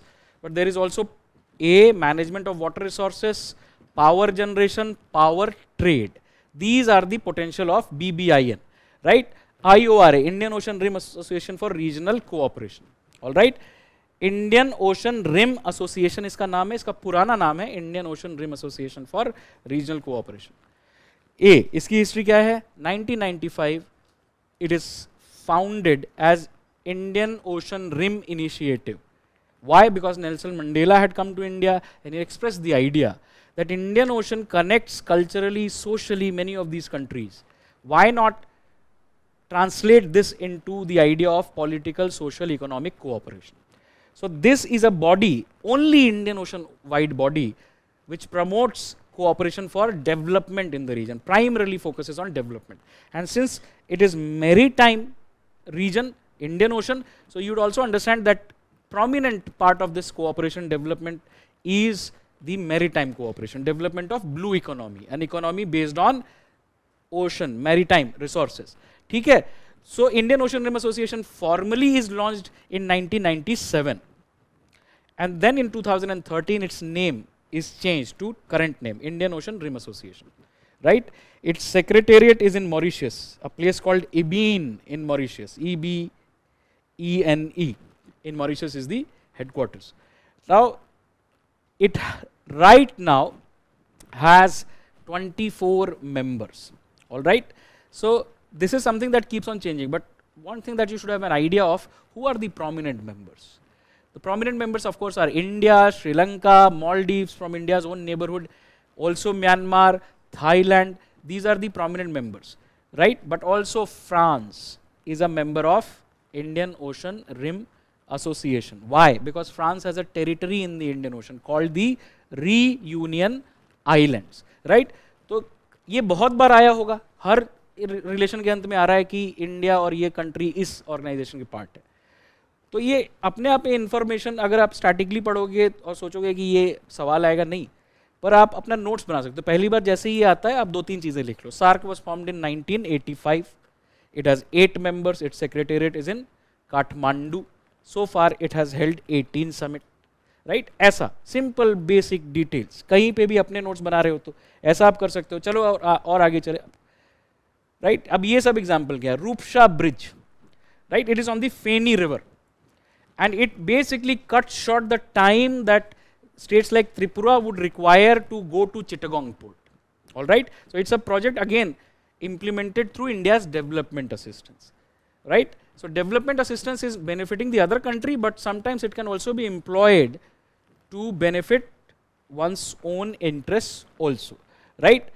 ये पार्वतीपुर कोनिया railway line या Khulna Darshana railway link project, these are all example. Maitri power plant at Rampal, this is also an example of joint project. All right, अब आप ये देख लो. अब बताओ क्या सवाल है? कोई सवाल है इसमें से?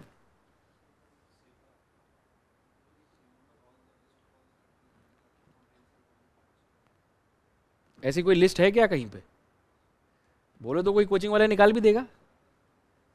तो या देखो, ये जो सवाल होना है ये भी याद करना पड़ेगा या वो भी याद करना पड़ेगा. It's missing the point, precisely missing the point what that I have been emphasising. See, इसको अलग से याद करने की कभी जरूरत नहीं पड़ती. जब भी आप अखबार पढ़ रहे हो, रिपीटिशन कर रहे हो, लगातार हर आर्टिकल में छपा होगा कि इससे पहले CEPA was signed with Japan, now we have signed with UAE, we are also interested in signing a CEPA with Bangladesh, right? तो इसको अलग से लिस्ट बना के याद करने की मुझसे अगर सलाह लोगे तो जरूरत नहीं है. सिंपली पढ़ते रहो, है ना? अगर पढ़ रहे हो तो ये सवाल नहीं आता कि ये याद रखना पड़ेगा क्या. Why? Because if you are reading with patience, after a while you realise that most of the things are repetition. There are only few new additions. So repetition consolidates what I've learned, and new addition basically is value addition to what my content is. तो सवाल का जवाब बहुत ही simple सा है, यही. पार्वतीपुर कोनिया line, मैत्री power plant, और कुछ इसके अलावा. अब बताओ, इंडिया श्रीलंका फाउंडेशन क्या था? क्या है इंडिया श्रीलंका फाउंडेशन? सवाल आप पूछ रहे थे, क्या लिखा हुआ? लाइन भी पढ़ के मुझे बताना. पढ़ के बताओ पूरी line.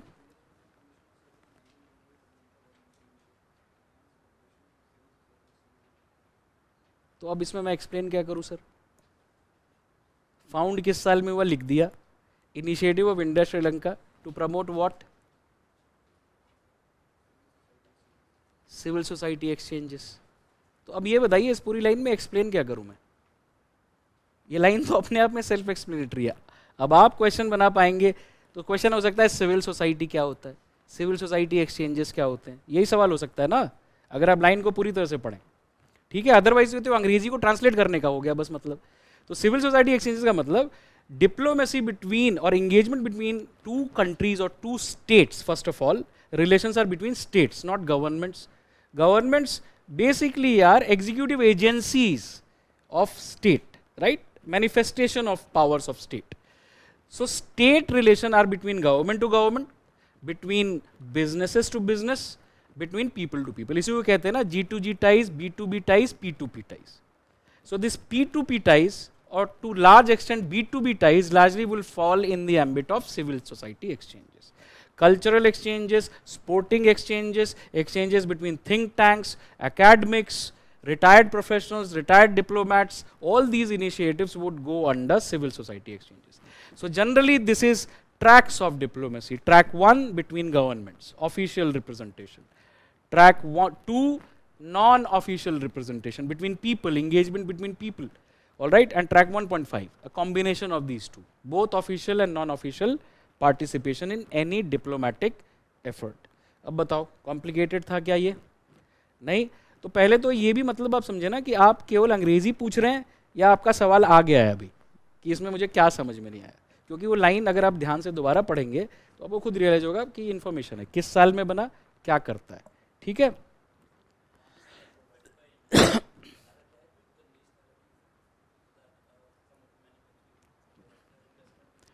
See, first of all, we don't use the term conditionalities, but yes, in development finance there is conditionality. There is always a condition. Nobody gives anything for free. हाँ हाँ, मैं अब बात पूरी कर लूँ, मैं आपका सवाल समझ गया. तो whether we give loan or whether we give aid or grant, all right, ये तो domestic public finance से भी आपको समझ में आता होगा, right? Grant in aid क्या होता है? So when we provide loan, there is always an expectation that it would be returned back. So it's a commercial instrument of supporting development.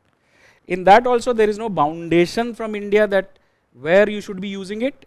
Development priorities are of the borrower, right? Line of credit is an offer. ऐसा नहीं है कि $8 billion US जाके suitcase में उसको दे के आए. It's an offer.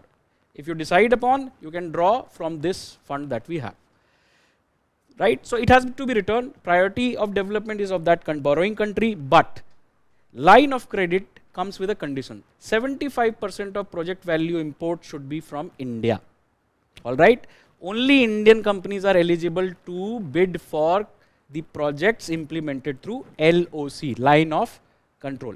तो जहाँ पे भी commercial aspect होगा, वहाँ पे conditionalities would be more effective. Grants के साथ conditionalities are not so open. All right? Unless you want to use grants as an instrument to achieve some objective.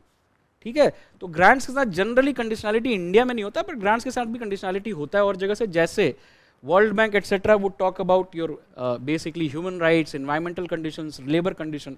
So जब conditionality कहते हैं, these terms are basically used in the context of financing of development through traditional multilateral channels like World Bank, IMF, or through traditional lenders. जो lenders of the north. Generally we say that our assistance is free of conditionality, but just understand no country can continue doing charity. So there is also a commercial aspect to it, which generally is applicable through instruments like LOC, line of credit. और कुछ? चलिए, तो ये हो गया आपका बांग्लादेश. आगे नेपाल भी इसी तरह से जल्दी से कर लेते हैं. Now you have the concept idea. So let's see why Nepal in news. India Nepal ink 8 pacts. It's a regular occurrence in any relation that we keep on signing various agreements. It's a peculiar way of teaching that sometimes people insist कि मैं तुम्हें सारे agreement लिखा दे रहा हूँ, ये value addition है. नहीं, UPSC के अंदर इसकी कोई value नहीं है. Some agreements which are novel, which are very important, those agreements often are important for UPSC. और ये कैसे पता चलता है हमको? क्योंकि जब भी ऐसा कोई भारी भरकम एग्रीमेंट साइन होगा, it would be discussed at length in public domain. One of the sources in public domain is newspaper. So simply, if an agreement is continuously in news in the newspapers, make it a point to study it in detail. Detail में study करने का क्या मतलब? उतना ही जितना अखबार में आ रहा है. All newspapers have become UPSC oriented because you are their biggest audience. आप ही खरीदते हैं उसको. That's why explained section. That's why in Shekhar Gupta videos also you will find that I find them very good videos for UPSC. UPSC के लिए वो video देखो. All right? वो UPSC पढ़ा रहे हैं शेखर गुप्ता साहब द प्रिंट पे, तो वो आप देख सकते हैं. गुड. All right. अच्छा इन्फॉर्म डिबेट होती है. राज्यसभा टीवी अच्छा इन्फॉर्म डिबेट होती है, वो देखो. न्यूज़ मत देखो. न्यूज़ का मतलब जो ट्रेडिशनल न्यूज़ चैनल्स हैं उससे केवल ब्लड प्रेशर बढ़ता है, जानकारी नहीं मिलती. UPSC aspirant go to Lok Sabha TV. अब तो खैर संसद टीवी हो गया वो. राइट. चलिए आगे चलते हैं. नेपाल के साथ क्या? So again areas of nature of relation. What is the nature of relation? Friendly. Right? Why? Because we share geography, we share culture, we share civilizational links, people to people ties. There is a lot of interconnection between India and Nepal. We signed a treaty of friendship in 1950, which basically is the broadest basis of the political diplomatic pillar of India-Nepal relation. But this relationship is also marked by friction. This friction is of the nature of friction between siblings. All right? So basically we don't look at it the way we look at it China relation or Pakistan relation. Some people may have made a habit of looking at it in that way, right? So thereby what areas of engagements are there? So of course one area of engagement would be political diplomatic, which means exchanges, diplomatic exchanges. Only then agreements come into picture. All right. So you have India-Nepal Joint Commission, which was established in 1987. It is a foreign minister level forum, meaning highest regular forum of dialogue, where all the areas of relation are reviewed, the progress is reviewed. India-Nepal Joint Commission. So far it has held 6 meetings. ठीक है? Second, the area of cooperation is borders. All right? So it's very clear. Various sources would say 1751 kilometers, some sources would say 1800 kilometers. So understand, sometimes in UPSC the ballpark figure is enough, because UPSC also understands that there is variance in the number which is used. All right. So now this border is through multiple states in India: Uttarakhand, Uttar Pradesh, Bihar, West Bengal, and Sikkim. All right. These are the bordering states. So thereby it means, since the border is in plains, the exchanges have been very prominent and historic. So thereby the border is open in nature. It's not a product of any treaty, it's only a matter of custom and usage. All right, in law, custom and usage, अगर आप proof कर पाए कि बहुत लंबे समय से ये हो रहा है, तो कस्टम और यूसेज को भी एक तरह का लॉ या बेसिस ऑफ लॉ मान लिया जाता है. So no treaty decides it's an open treaty, it's the people and geography and history which has decided this practice, and no government has sought to curb it. All right. So that's one about border. Now the second aspect is this border delineated? This border is not completely delineated. Delineation is an ongoing process.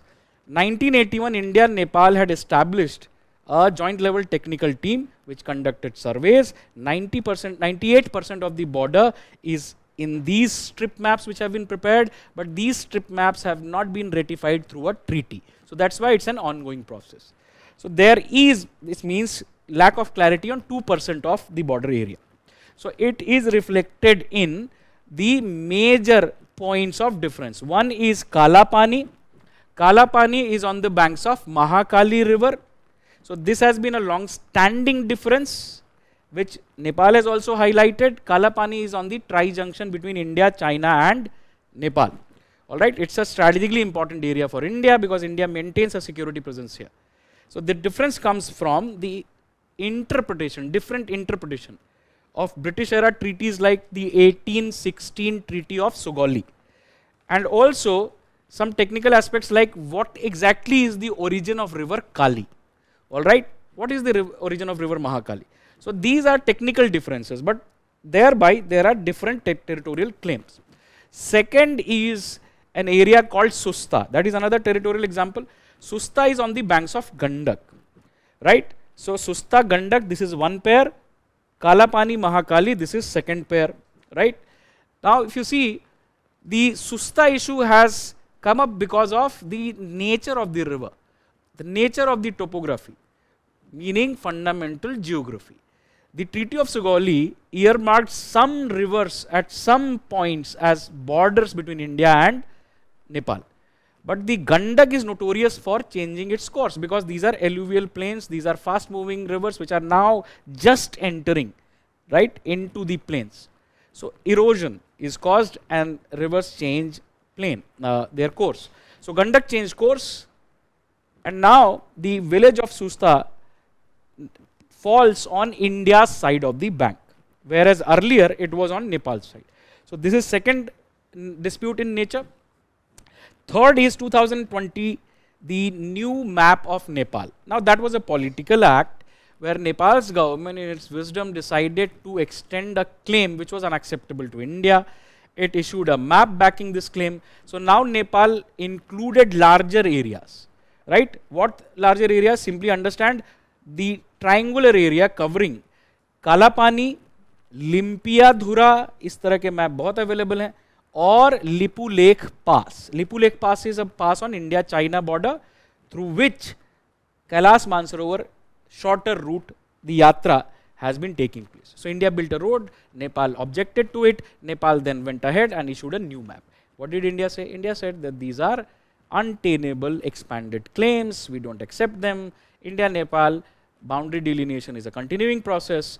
The need is to take up these issues at the right forum and resolve them in the spirit of good neighborliness.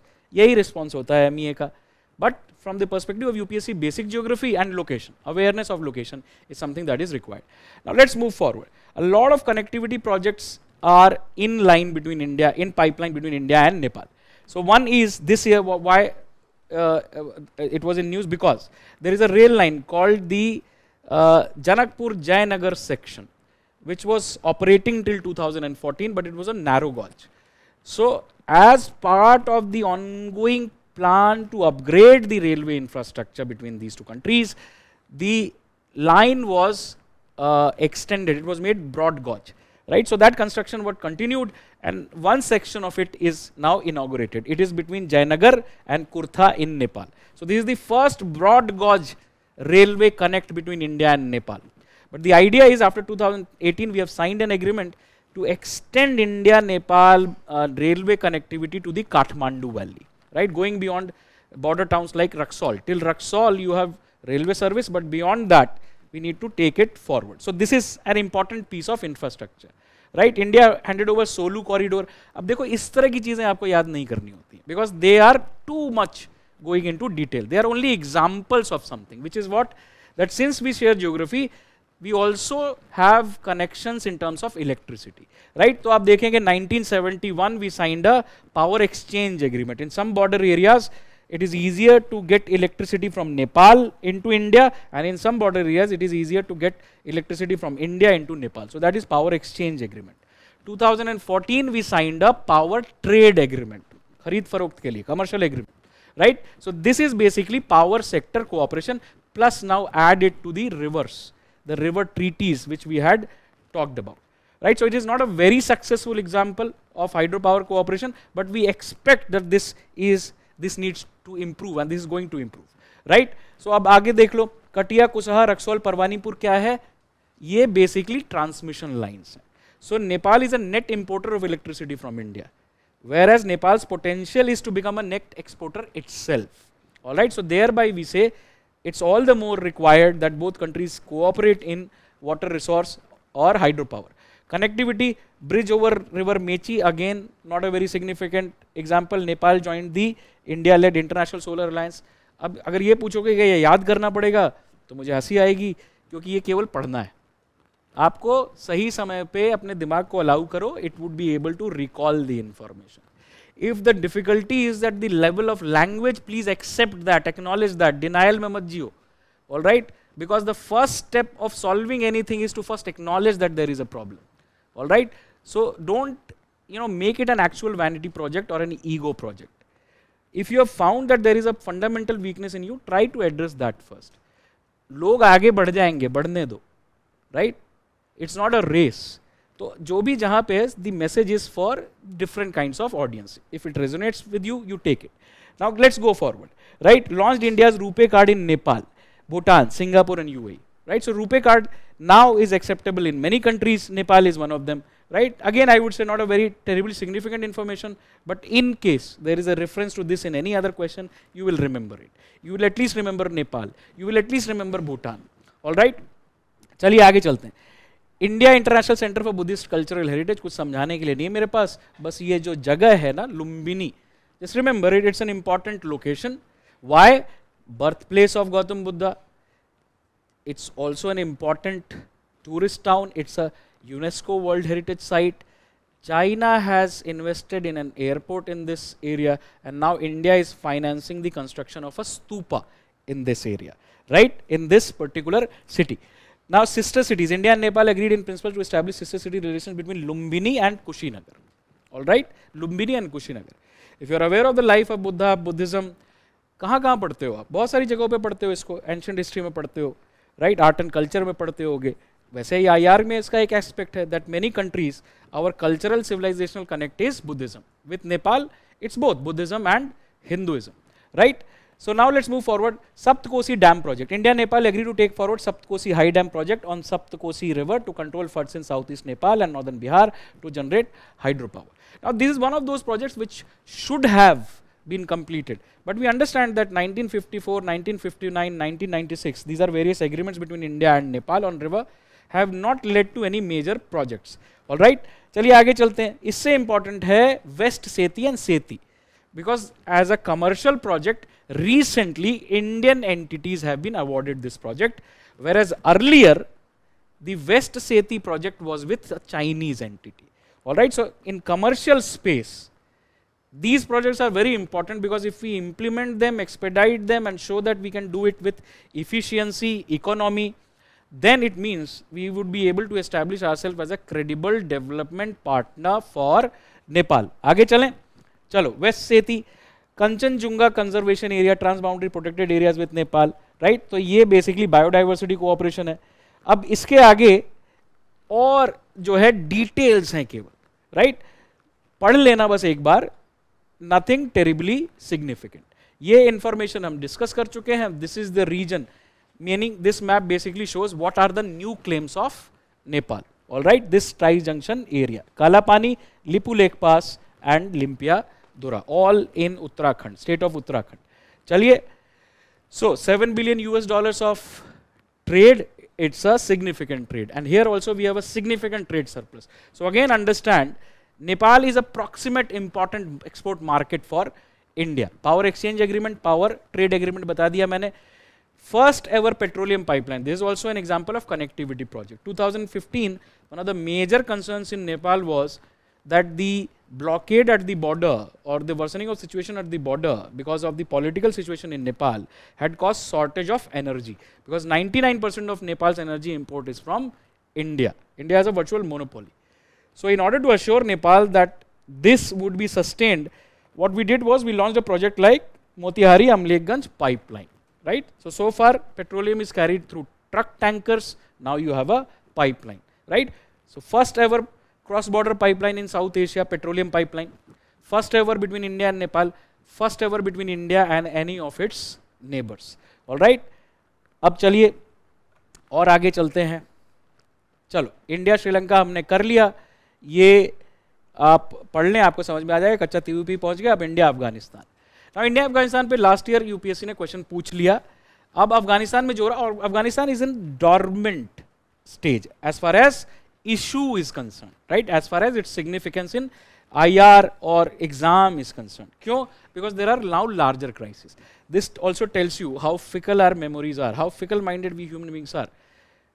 कल हमारे लिए अफगानिस्तान एक news था, आज भी अफगानिस्तान एक news है, आज यूक्रेन एक न्यूज़ है, कल कोई और एक न्यूज़ हो जाएगा. So this is the current affairs cycle, right. So इसके बारे में आप पढ़ लें एक बार. लेकिन ये न्यूज़ में क्यों था? Because India after 9 months of closure reopened its embassy at the low level. All right, so we are right now exploring what is our main interest right now in Afghanistan. The main interest in Afghanistan is to remain relevant. Why? Because we don't have a direct connect with Afghanistan, and with Taliban we did not have a very friendly relationship earlier. While previously, before 2021, we had good relations with the Afghan government. We of course enjoyed good image among the Afghan people. All right, and we were working, at least with the help of the US, on other modalities of connecting with Afghanistan, like the Chabahar port. Abhi aisa nahi hai. So then sometimes your relevance is generally sustained by the presence. Jab mushkil samay aaye, sometimes you have to lie low. So what are we doing? So remember, first of all, India's position of Afghanistan is contained in resolution 2593 of the UN Security Council 2021. It is the same month in which India was chairing the Security Council. When Taliban took over Afghanistan, India was the chair of the Security Council. 2593 is this resolution. What does it emphasize? It emphasizes on A, respect for human rights, including minority rights, women's rights, humanitarian access and humanitarian support for Afghan people, and also it emphasized on the need to ensure that those who want to evacuate are allowed to do so. All right? And then the next important aspect was a clear mention of the expectation that international community as well as Taliban is expected to ensure that Afghanistan is not used to promote terrorism. All right? And 2593 clearly names India specific terrorist groups operating from Pakistan, Lashkar-e-Taiba and Jaish-e-Mohammed. So 2593, अगर आपने उसको पकड़ लिया, आपको India की position पता चल गई. So from that, just understand that our engagement with Taliban started in a time of flux. One, we had a lot of people in Afghanistan because of India's development projects. Right? India had committed $3 billion in various development projects, like the Salma Dam, India-Afghanistan friendship dam, that is, like the Parliament building, like the Delaram-Zaranj highway, all right, and 116 projects all across Afghanistan under the new development partnership. So that was one. So the commercial aspect of or the economic aspect of projects is one thing, but the people who are there, that is the priority. So evacuating them, we basically conducted Operation Devi Shakti, all right. So then this would also require at least some semblance of engagement with those who are in power. Secondly, we met the representatives of Taliban in 2021 at the end of August, 31 August. We talked about the same things as contained in resolution 2593, all right. And then we had statements like Taliban wanting India to come back and implement the development projects. Well, that is something on which we will take decision later. But our engagement with Afghan people is something which is more sustainable, which needs to be more sustainable. So thereby, while evacuating others, we also helped in the evacuation of some of the Afghan people, Afghan citizens. I recently met an Afghan Hazara doctor. She is practicing in India. She was educated in India. And she was also one of those people who evacuated Afghanistan after that process. So that was interesting. Now, if you see, so Afghanistan faced double crisis. One is political instability, violence, Taliban coming into power. तो ये आपका obsession बन गया उस समय, पर आप भूल गए. Winters were approaching, COVID-19 was there, so the people, no matter who is in power, were in crisis. So India continued its engagement by providing humanitarian, food, wheat supply plus medical supply. All right, including COVID-19 relevant supplies. Now generally, we didn't do it through Taliban, we did it with humanitarian agencies, UN agencies who are operating there. But sooner rather than later, we need to establish presence there, expressly to ensure that our aid is channeled correctly, but also to ensure that we are on the ground and we can assess whether Taliban has changed, whether there is an opportunity to further open up in Afghanistan. So in purposes say we are there right now, primarily because we have a humanitarian commitment to the people of Afghanistan. ठीक है, तो ये दिया हुआ है various evacuation operations. Operation Sukoon 2006 to evacuate Indian, Sri Lankans and Nepalese citizens from war-hit Lebanon. Israel-Lebanon war was going on at that point in time. Then in 2015 you have Operation Rahat. We sent our naval ships, evacuated 15,000 people. Operation Safe Homecoming evacuated people from a civil war-like situation from Libya in 2011. All right. So various strategic operations have been conducted. Vande Bharat mission, we evacuated people, Indians stranded throughout the world during COVID-19 travel restrictions. All right. So these are strategic evacuation. Now अब आपको एक pattern नजर आने लगा कि these are also kinds of activities which India is involved in. For example, from Ukraine we evacuated 21,000 citizens through Operation Ganga, right? So अपने आप आपकी एक लिस्ट बन गई. अब जो लिस्ट बनाना है ना, इस तरह की चीज़ों की लिस्ट बनाना है कि एक बार पढ़ लिया तो उसको कंसोलिडेट कर लो, राइट? क्योंकि ये अलग अलग डॉक्यूमेंट में अलग अलग जगह पे होगा, राइट? लेकिन अब आपको पता है कि स्ट्रैटेजिक इवैक्यूएशन हमको करना पड़ता है, right? Various examples have been given. Devi Shakti की बात कर ली हमने, 2593 की बात कर ली हमने, various security dialogues of the national security adviser, regional security dialogue और SCO security dialogue. We have focused on Afghanistan, right? Beyond that, this content does not mean much, right? अब पढ़ लें 106 kilometers of border. This is where the border is. This is the Wakhan corridor of Afghanistan. What is special about this? Of course, we formally share a border with Afghanistan here, our smallest land border, but it is also the smallest land border of China. And Wakhan corridor, you also see, is shared with a border between Tajikistan and Afghanistan. All right? So, जिनको भी Central Asia, Afghanistan याद रखने में मुश्किल हो रही थी, कुछ तो याद होगा, right? That it is surrounded by a countries of South Asia, Pakistan, India, countries of Central Asia, Turkmenistan, Uzbekistan, Tajikistan, all right, and countries of West Asia, Iran, right? So याद करना ही नहीं है, रिपीट करना है, लगातार repeat करना है, right? याद करने का जो आप लोगों ने ये प्रोजेक्ट उठाया हुआ है, it's a self defeating project. जिंदगी में कुछ याद हुआ, एग्जाम में जाके कुछ याद हुआ, भूल जाते थे ना, unless you have something technical supporting it, like formulas, like algorithm जब आपको लिखना होता था, right? इस तरह की चीजें, क्योंकि उसका एक स्ट्रक्चर होता है, step by step, so you remember smaller things and thereby you remember the larger theorems, right? तो इसको भी वैसे ही बना लो, कुछ याद अगर करना है तो, but primary goal is not to remember, primary goal is to repeat, and through repetition what information is consistently coming up, that information should be very clear with you. Right? ये कोई स्पेशल टैलेंट और special ability और special information का exam नहीं है. Alright, it's a down right boring examination, right? और वहां पे ऐसे लोग आ गए हैं जिनका attention span is like a sparrow. तो अब तो दिक्कत आएगी ही आएगी. उस पर तड़का लगा दो सोशल मीडिया का, right, which basically is destroying our attention span. I don't know what is happening, but a lot of people are saying that this is what is happening. It's an interesting part in our evolution कि अब जब devices हमारे साथ embed हो गए हैं.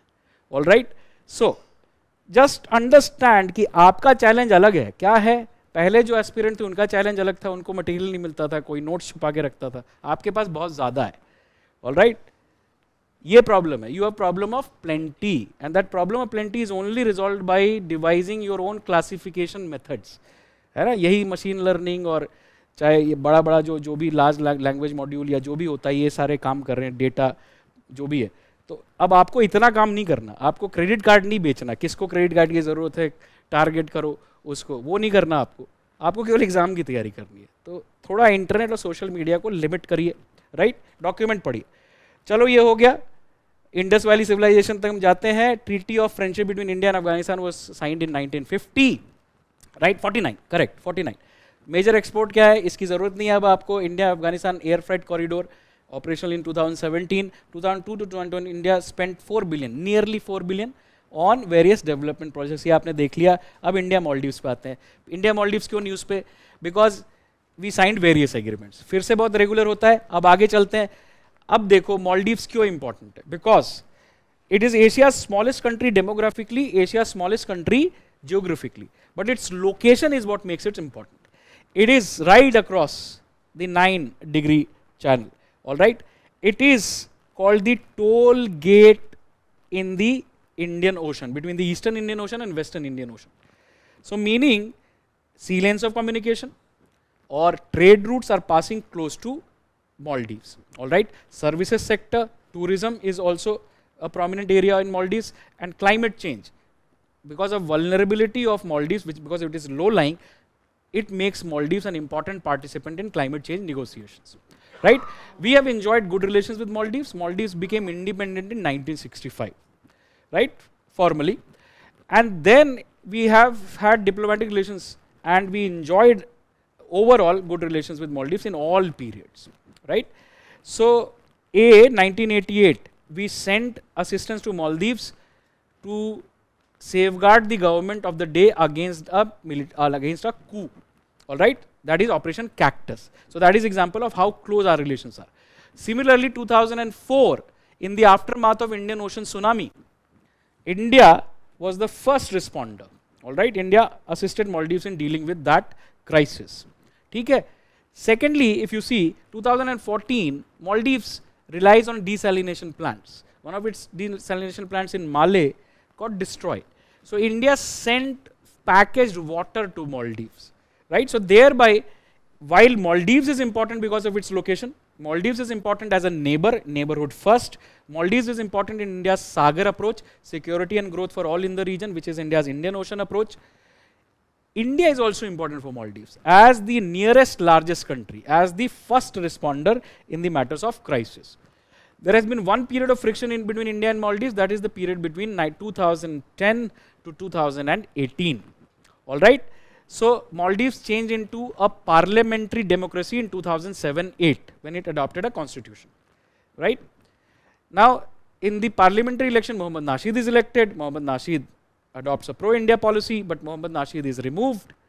And when Mohammad Nasheed is removed, what we see is that India's projects like the GMR, which is an Indian conglomerate in the construction sector, in the logistics sector, it had won the project for building an airport in the capital of Maldives.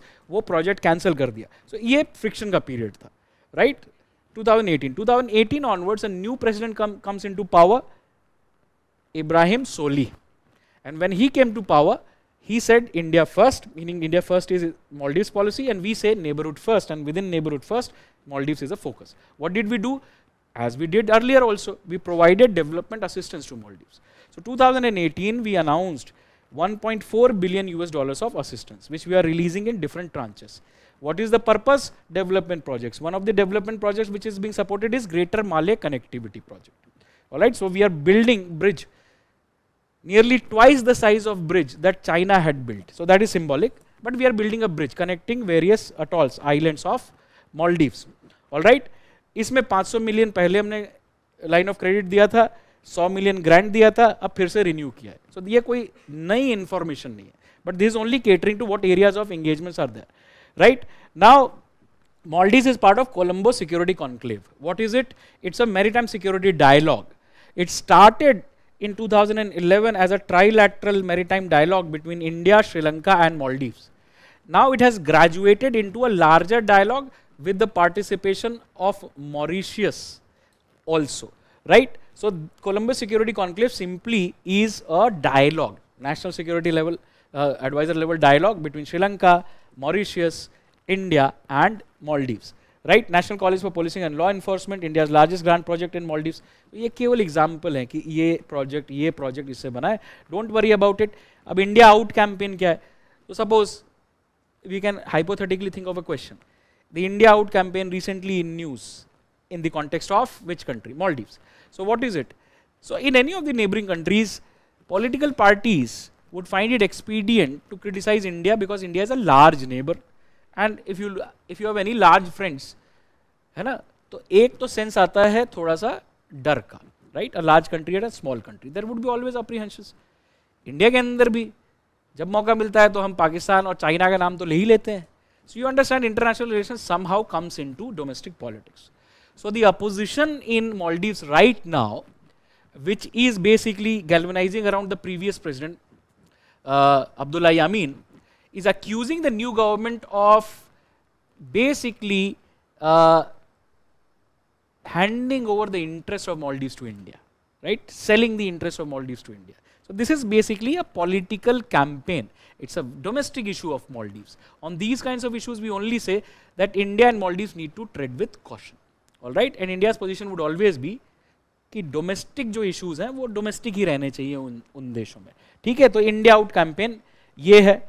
चलिए, अब ये भी आप पढ़ लेंगे. Second largest trading partner Maldives का, bilateral trade cost 3 million, मतलब बहुत ज़्यादा नहीं है. Maldives has a special place in India's neighborhood first policy. India Maldives resolved the politically contentious issues over Minicoy Island through their maritime boundary agreement in 1976. All right. And in 2016, India and Maldives signed a defense cooperation agreement or any other agreement. I don't know what is written here, क्योंकि आप देख सकते हैं मेरा आपके text में दिया हुआ है. What is written there? Comprehensive for defence. हाँ, वो यामीन साहब का टाइम था, कुछ ज़्यादा आगे उसके हुआ नहीं, राइट? वो डिफेंस कोऑपरेशन का एक एग्रीमेंट है. चलो, एक्वेरिन क्या है? It's a major joint military exercise between India and Maldives. Bangladesh और इंडिया के बीच में क्या है major military exercise? Sampriti. India and Sri Lanka के बीच क्या है मेजर मिलिट्री एक्सरसाइज? मित्र शक्ति. All right, Mitra Shakti. And also SLINEX, naval exercise. ठीक है, चलो, तो ये आपने देख लिया. यहाँ पे दो तीन चीजें और देख लो. Maldives of course is here, this is Lakshadweep. this is Seychelles. Right now we are talking about Southwest Indian Ocean region. This is Chagos Archipelago, this is Mauritius. Right, this is Madagascar. So now what you see is Chagos Archipelago was in news because of a case at ICJ. Chagos was part of Mauritius. Mauritius was controlled by the Britishers. When the Britishers left Mauritius, they separated Chagos from Mauritius and they handed over one part of it, which is Diego Garcia, the military base of US, to the US. Now the IC and उस project के लिए क्या किया, indigenous वहाँ जितने लोग थे उनको भी निकाल दिया, राइट? तो अब जाके ये केस हुआ और इसमें आईसीजे ने कहा कि what UK did was wrong, all right, and Chagos should be returned to Mauritius. पर इतने आसानी से केवल आईसीजे ने कह दिया इसलिए हो जाएगा, ऐसा नहीं होता इंटरनेशनल रिलेशंस में, राइट? तो इसलिए ये न्यूज में था. Seychelles, because India is interested in building maritime infrastructure in Seychelles, all right, and in Mauritius also India is interested in building maritime infrastructure. So there are two islands here which are important, Agalega Islands and Assumption Islands, all right, Agalega Islands and Assumption Islands. ठीक है, तो India का involvement है तो location पे भी हम थोड़ा ध्यान दे लेंगे, राइट? बाकी ये न्यूज में तो होता ही है. अब अदर इंपॉर्टेंट न्यूज, इसमें मेरी आपको सलाह है कि आप खुद से पढ़ें, राइट? ये किस तरह के क्वेश्चन लाएगा ये. Now this information, simply understand, is good enough only to produce questions like this recently in news is associated with, और who are the participants in this. फिर भी एक बार बहुत तेजी से चलते हैं. Trans Himalayan multi dimensional connectivity network, what is this? जैसे सीपीईसी है, what is CPEC? CPEC is a part of BRI, a collection of connectivity and infrastructure projects China is financing in Pakistan. Similarly, China has proposed this involving Nepal, Trans-Himalayan Multi-Dimensional Connectivity Network, right? Rail connectivity, road connectivity, broadband connectivity China has already cracked. पहले India की monopoly थी, अब China is also providing broadband to Nepal. But building road or rail would be difficult because geography is very difficult on their side. Right? But still this plan is there. Nepal says that it basically would enhance the utility of its location.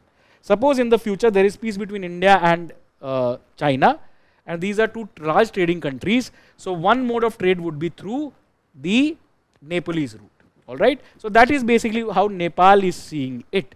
But since it is in our neighborhood and we have apprehensions regarding China, we have an example of the CPEC, so we are basically concerned about it, we are watchful about it. Right now it is not much, right now it is only at the level of intent. But we know, जब तिब्बत में railway बन रहा था तब भी बहुत सारे लोग कह रहे थे कि इतनी ऊंचाई पर रेल बनाना मुश्किल काम है, नहीं बन सकता. China did it. All right? So that only gives us one lesson. Before China does it, you do it. All right? You implement the connectivity projects so that Nepal firmly remains on your side, right? Because geography dictates it, culture dictates it, history dictates it. Now you cement it through connectivity projects. Global security initiative क्या है? So basically you see, when we discuss security, most often we have a West-centric view. क्यों? Because you know English language.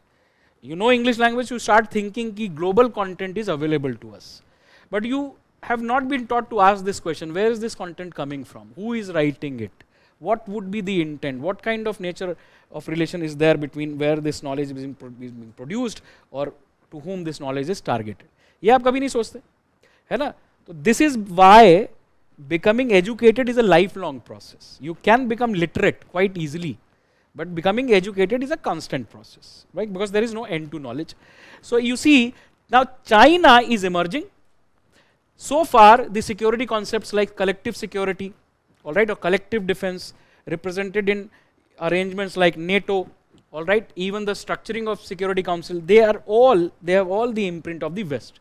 So China's emergence is also a material emergence of China in economic terms, historical emergence of China, as Xi Jinping says, a century of humiliation, never again.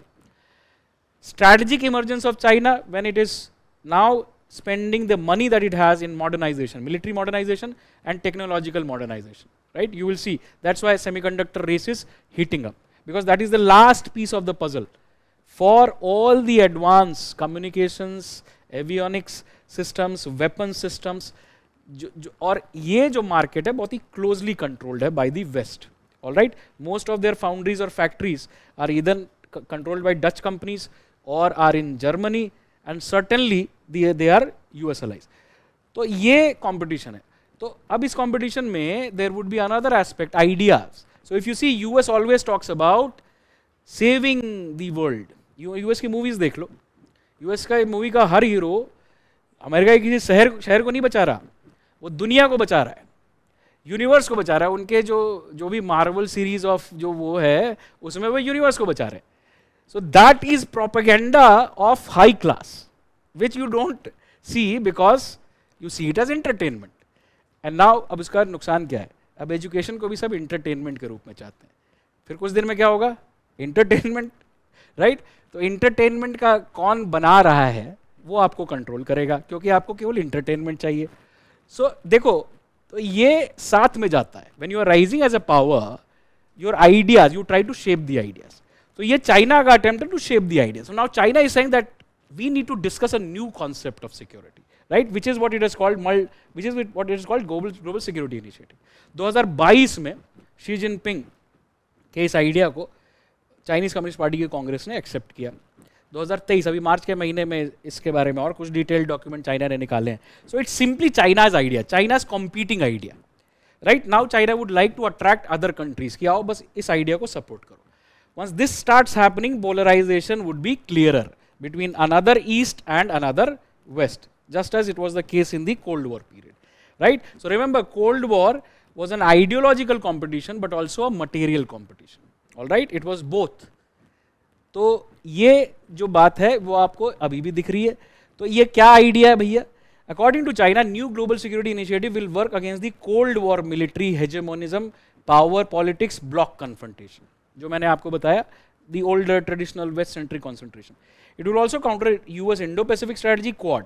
So basically, China views Quad or terms Quad as the Asian NATO, all right, and it views Indo-Pacific as a divisive term being used by US to sow dissension, divide within Asian countries. ये China और Russia का view है, right? So that's why it is in news. That's why it would only produce questions like global security initiative is associated with, right?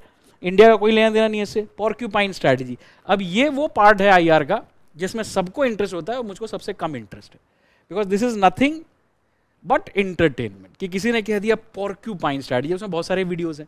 मतलब क्या है porcupine strategy, क्या है porcupine, कैसे अपने को डिफेंड करता है, कैसे डिफेंड करता है? उसके शरीर पे कांटे होते हैं, आप उसके पास नहीं जा सकते. If the predator tries to kill a porcupine, it first has to deal with those spines of porcupine or thorns of porcupine. तो ये strategy, मतलब multi-level strategy. First of all, you know that China is a superior power, but where is China weak? So China and Taiwan are separated by the Taiwan channel. So one limitation of China would be crossing this channel.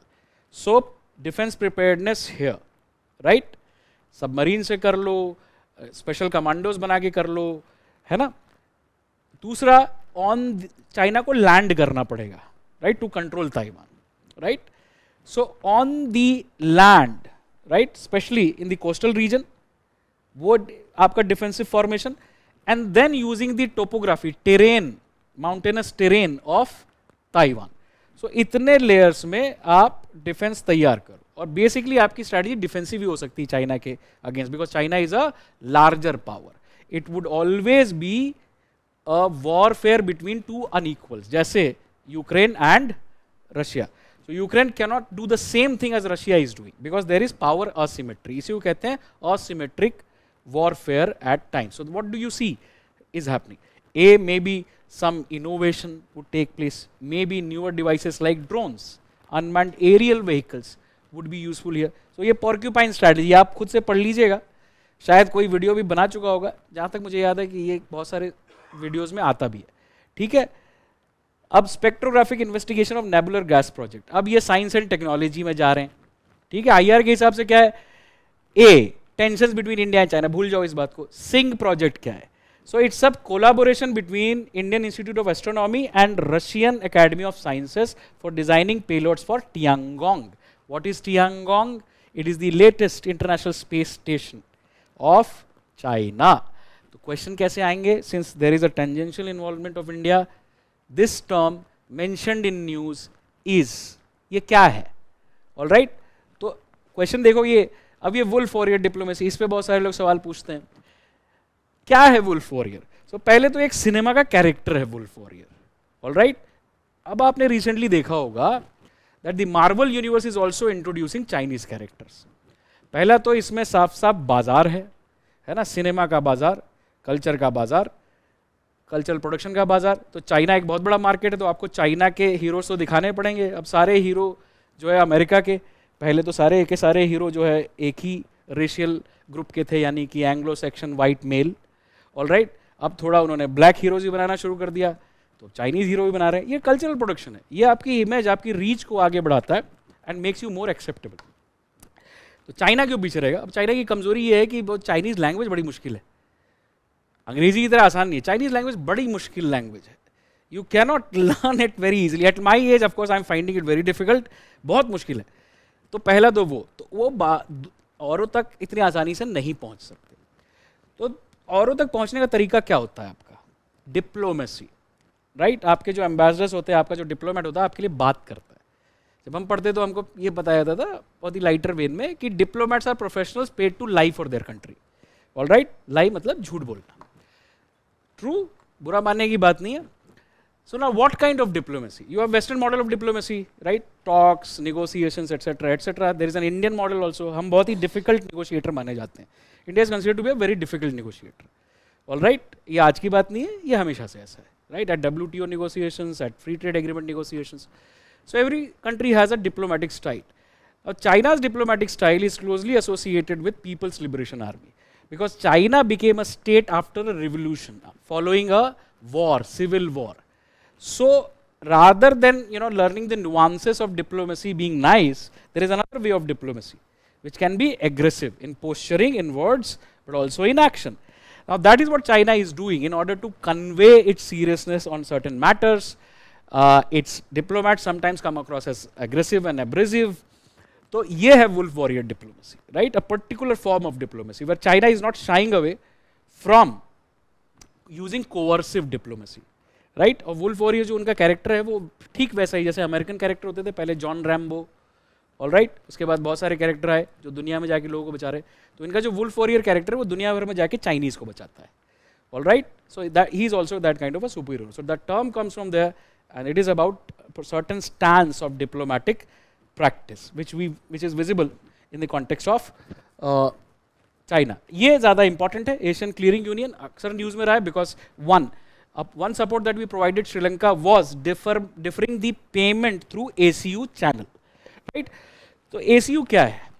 So trade payments or payments generally take place through banking channels. So very broadly, simply understand it's a banking channel. For what purpose? For facilitating trade and other transactions. What kind of transactions? So depending on what organization it is, it would designate some transactions as eligible transaction. So for example, trade related transaction or such transactions which have been not expressly prohibited within that particular country. So mainly trade related transactions are cleared through this. So what is the benefit? So basically what is happening is that some countries are coming together and they are creating this kind of a mechanism, right? So basically it is governed through central banks, right? Like for example in India, RBI would be nodal authority for these kinds of activities, right? Currency swap arrangement or Asian clearing union. So these central banks come together and acts as a consortium, right? So they basically, if you see their economies, they are backed by these economies, right? So now you have pooled resources. So within this channel, multilateral transactions can take place, credits can be provided, countries can save valuable foreign exchange, all right, and transaction cost which is involved. So it is limited to the countries which are part of it. And who are part of Asian Clearing Union? All countries of South Asia, barring Afghanistan, all right, India, Bangladesh, Bhutan, Maldives, Nepal, Bangladesh एक बार बोल दिया मैंने, Sri Lanka. So all countries of South Asia barring Afghanistan. Afghanistan नहीं है.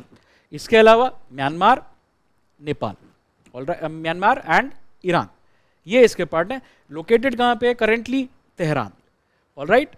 So basically ये एक channel है, ये चीज ठीक है, इसको पढ़ लेना थोड़ा ध्यान से। So RBI announce that all eligible current account transactions including trade transactions with Sri Lanka may be settled in any permitted currency outside the Asian clearing union, right? So we are trying to go out of our way to facilitate some form of economic ease for Sri Lanka. अब ACU was established in 1974. ये UN escape क्या है? So UN ECOSOC is primarily responsible for economic, social, cultural, scientific, technical issues and coordination among different countries within the UN. But इसके बहुत सारे regional bodies भी हैं, all right? So ये उसी तरह का एक रीजनल बॉडी है, United Nations economic and social council for Asia Pacific, right? So through its facilitation these countries came together and form this particular union, right? Objective is to facilitate payments among member countries for eligible transactions. ये हर mechanism के अंदर एक list होगी किस तरह का transaction on a multilateral basis, meaning ये सारे देश इस ट्रांजैक्शन को सपोर्ट कर रहे हैं, ऑलराइट। एक देश को पैसे की जरूरत हुई तो दूसरा देश दे सकता है, या अपने फॉरेन करेंसीज रिजर्व से हेल्प कर सकता है ना? किस लिए? थोड़े समय के लिए, ज्यादा समय के लिए नहीं, राइट? ताकि पैसा अटके नहीं, किसका? ट्रेडर्स का, ठीक है? तो ये है अब जो एशियन मॉनिटरी यूनिट है, ये क्या है?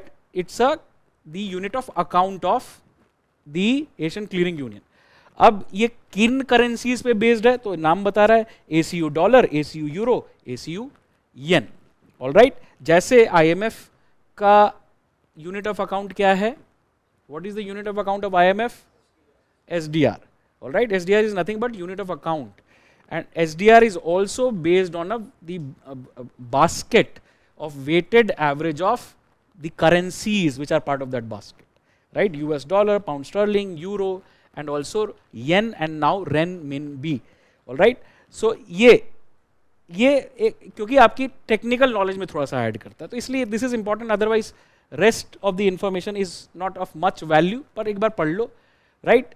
प्लेसेस इन न्यूज, अगेन ये मैं आपको नहीं कराने जा रहा क्योंकि मैंने जगह जगह पे मेंशन कर दिया। दूसरा ये देखो यहाँ पे एक्सप्लेन्ड है, ठीक है? So in the interest of time, unless आपको इसको पढ़ने के बाद, फॉर एग्जाम्पल कुछ चीज़ों को मैंने कवर किया, जैसे पांगोंग सो लेक मैंने पहले ही आपको निकाल के बताया। अब डीबीएस रोड, ये सारे रोड वोड नहीं आने वाले, और पेट्रोलिंग पॉइंट्स, इस तरह के क्वेश्चंस नहीं आने वाले, राइट? मैंने इसका कारण भी कल आपको बताया था। But passes, don't you think passes are very consistent kind of questions? Geography में भी लॉजिक बनता है, ऑलराइट? इंडिया के अंदर प्रोमिनेंट पासेस, हिमालयन पासेस, और इसी तरह से कुछ ट्रांसबाउंड्री पासेस, ऑलराइट? जैसे कि हमने चाइना के साथ क्या देखा अभी, कौन सा पास? लिपू लेक पास, ऑलराइट? तो ये लिस्ट बना सकते हो आप, राइट? ये लिस्ट आप बना सकते हो, क्योंकि ये जो लिस्ट है ये बहुत ज्यादा काम आएगी, it would have multiple usage, right? चलो आगे चलते हैं। अब आ गए हम India and south east Asia. जब मैंने बहुत सारे क्वेश्चन आपको दिखाए तो साउथ ईस्ट एशिया का बहुत सारा एस्पेक्ट हमने कवर किया था, राइट? अब ये किस लिए न्यूज में? Myanmar, Malaysia, India, Singapore transit corridor, ये क्या है? It has been proposed. Why has it been proposed? Because it's geographically tenable. Why? Because two things we share, all these countries share, the continental landmass, all right, but also the maritime domain, Bay of Bengal, Indian Ocean, Pacific Ocean, all right? तो ये geography पे based है। Connectivity के बारे में बात करें, ministry of environment, forest and climate change has suggested to create Myanmar, Malaysia, India, Singapore transit corridor in Chennai for coastal regulation zone clearance, alright? So it's basically proposing a new form of cooperation between India and these countries. So what is MIST? अब पढ़ने के लिए इसलिए बोलता हूँ, अगला explanation है, MIST is an international submarine cable communication network to connect India with Myanmar, Thailand, Malaysia and Singapore. It's a prominent example of connectivity. What kind of connectivity? Now it would promote digital connectivity, right? So ये idea क्यों है? क्योंकि we have contiguous geography, right? It has only been proposed, तो इसकी total length 8,100 kilometre होगी. What kind of question would it produce? A, first of all, what is MIST? क्या है ये? तो सिंपल आंसर है it's a proposed submarine cable project. दूसरा, which countries are involved under this, right? So that is the information that you should be looking at. Now let's look at India and Myanmar. So why Myanmar? Because it's the starting point of Southeast Asia for us. It is the only Southeast Asian country with which we share a land border. All right, land border. We share maritime border with Myanmar as well. All right, we share maritime border with boundaries with Indonesia and Thailand as well. All right, in the Bay of Bengal. So they are our maritime neighbors. They are part of our extended neighborhood also. They are focus of our Act East policy. This is the region that we are talking about, and it produces a lot of questions in the preliminary examination, mainly location based question, or you have seen which of the organizations India is a member of. So what about Myanmar? First of all, 1643 kilometer long border. We have resolved our border issues with Myanmar by signing a border agreement in the 1960s itself, right? At some point, some states at the local level, there may be some issues of demarcation or actual location of pillar, but officially at the level of agreement, there is no problem between us. Now, when you look at this boundary, it is shared between some of the sensitive states in India, Arunachal Pradesh, all right, or Nagaland, or Manipur, right, or Mizoram. So if you see these kinds of states, one of the primary problems is that these states are landlocked. So thereby any country surrounding them is important for access, for connectivity. Second thing is these states have faced insurgency, security problem, and one aspect of managing insurgency is cooperation from other side of the border, right? Because insurgency has links on both sides. For example, insurgents carry out activities in India and cross over, taking advantage of the porous terrain into Myanmar. So if you have good relations with Myanmar, it would be helpful in connectivity. It would be helpful in stabilizing the Northeast. It would be helpful in transforming the access of Northeast to open sea, but also India Southeast Asia trade, right? So geography has a lot to tell you. So if you look at Myanmar, its new capital is Naypyidaw, but traditionally its capital has been Yangon. It has a coast in the Bay of Bengal. It shares Andaman Sea with India, and if you see Andaman Nicobar Islands, one of their prominent axis is the submergence of Arakan Yoma. All right. So that is where you see geographically we are part of the same landmass. Politically we may be different countries.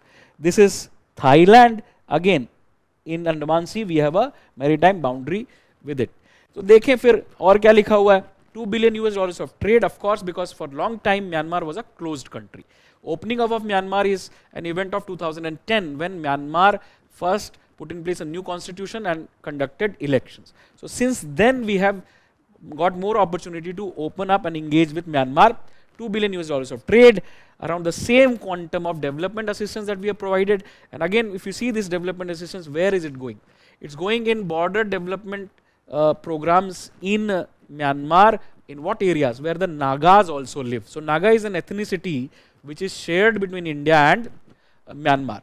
Right? So those kinds of projects. What other kinds of projects? If you see Kaladan multimodal transit project, entirely implemented by India's grant in aid, 4,000 crores of grant in aid. Right? Then you have the trilateral highway project. It's a highway which aims to connect Thailand, Myanmar and India. All right? Both of them were conceptualized in the same time frame, 2003-4. Right? Both of them were supposed to be completed by 2020, 2022. Both of them are not complete. Right? And Rakhine State Development Program, मतलब Rakhine कहाँ पे है? ये है Rakhine province. All right? Why is Rakhine in news? For two reasons. One terminus, which is the Sittwe port of the Kaladan multimodal project, is in Rakhine province. Two, Rohingyas, who have been in news because of humanitarian concerns, refugee issues, also originate from the Rakhine province. All right. So when there is a conflict, other countries ask for our help. For example, Bangladesh would ask for our help in the case of Rohingya crisis, because largest number of Rohingya refugees are in Bangladesh, close to 600,000 to 1 million refugees. So what we did was we provided help to Bangladesh under Operation Insaniyat, Project Insaniyat, basically supplies to manage the refugee population there. And to Myanmar, we provided government to government support of $25 million to basically ensure socio-economic development in the Rakhine province. Why? Because we understand that ultimately it has to be negotiation between these two countries. We don't have a direct role, but we can provide them indirect support. And what is India's position on the Rohingya crisis? It has been that safe, secure and sustained return of Rohingya refugees to their homes is the solution. Alright, this is what India supports clearly. How should this happen is something that India is not going to prescribe, because that is not India's policy. Right? That is the position that you understand, right, about this. And then both countries are members of multilateral organizations like BIMSTEC, ASEAN Regional Forum, Mekong Ganga Cooperation, MGC, UN, WTO. आते हैं इन पे भी. India Vietnam भी थोड़ा सा कर लेते हैं. लास्ट ईयर इंडिया वियतनाम पे क्वेश्चन आ गया था, आप देख चुके हैं. बहुत फिर से न्यूज़ क्यों, बहुत सारे एग्रीमेंट साइन किए. कौन सा एग्रीमेंट साइन किया? तो अब वियतनाम के साथ हमने साइन किया logistics support agreement. Alright, so there are various logistics support agreements that we have signed. Logistics support agreements are basically military agreements to ensure access to each other's logistics between interested countries.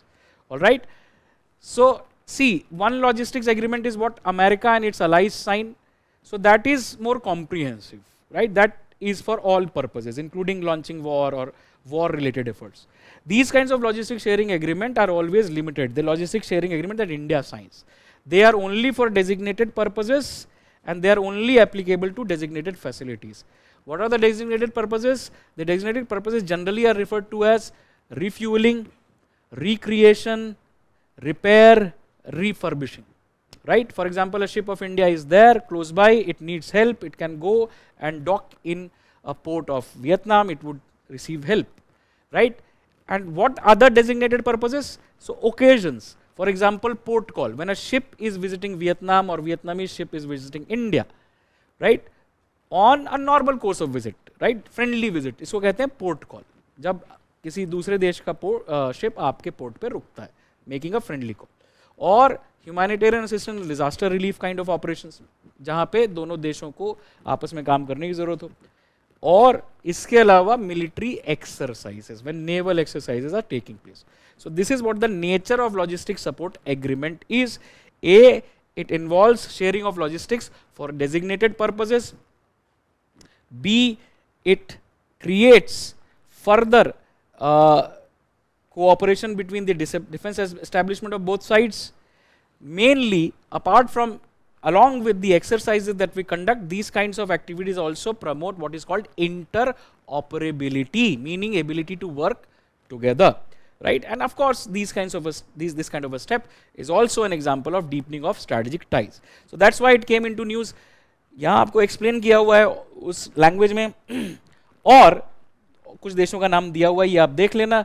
So we have Vietnam as an important partner. We have a strategic partnership with Vietnam.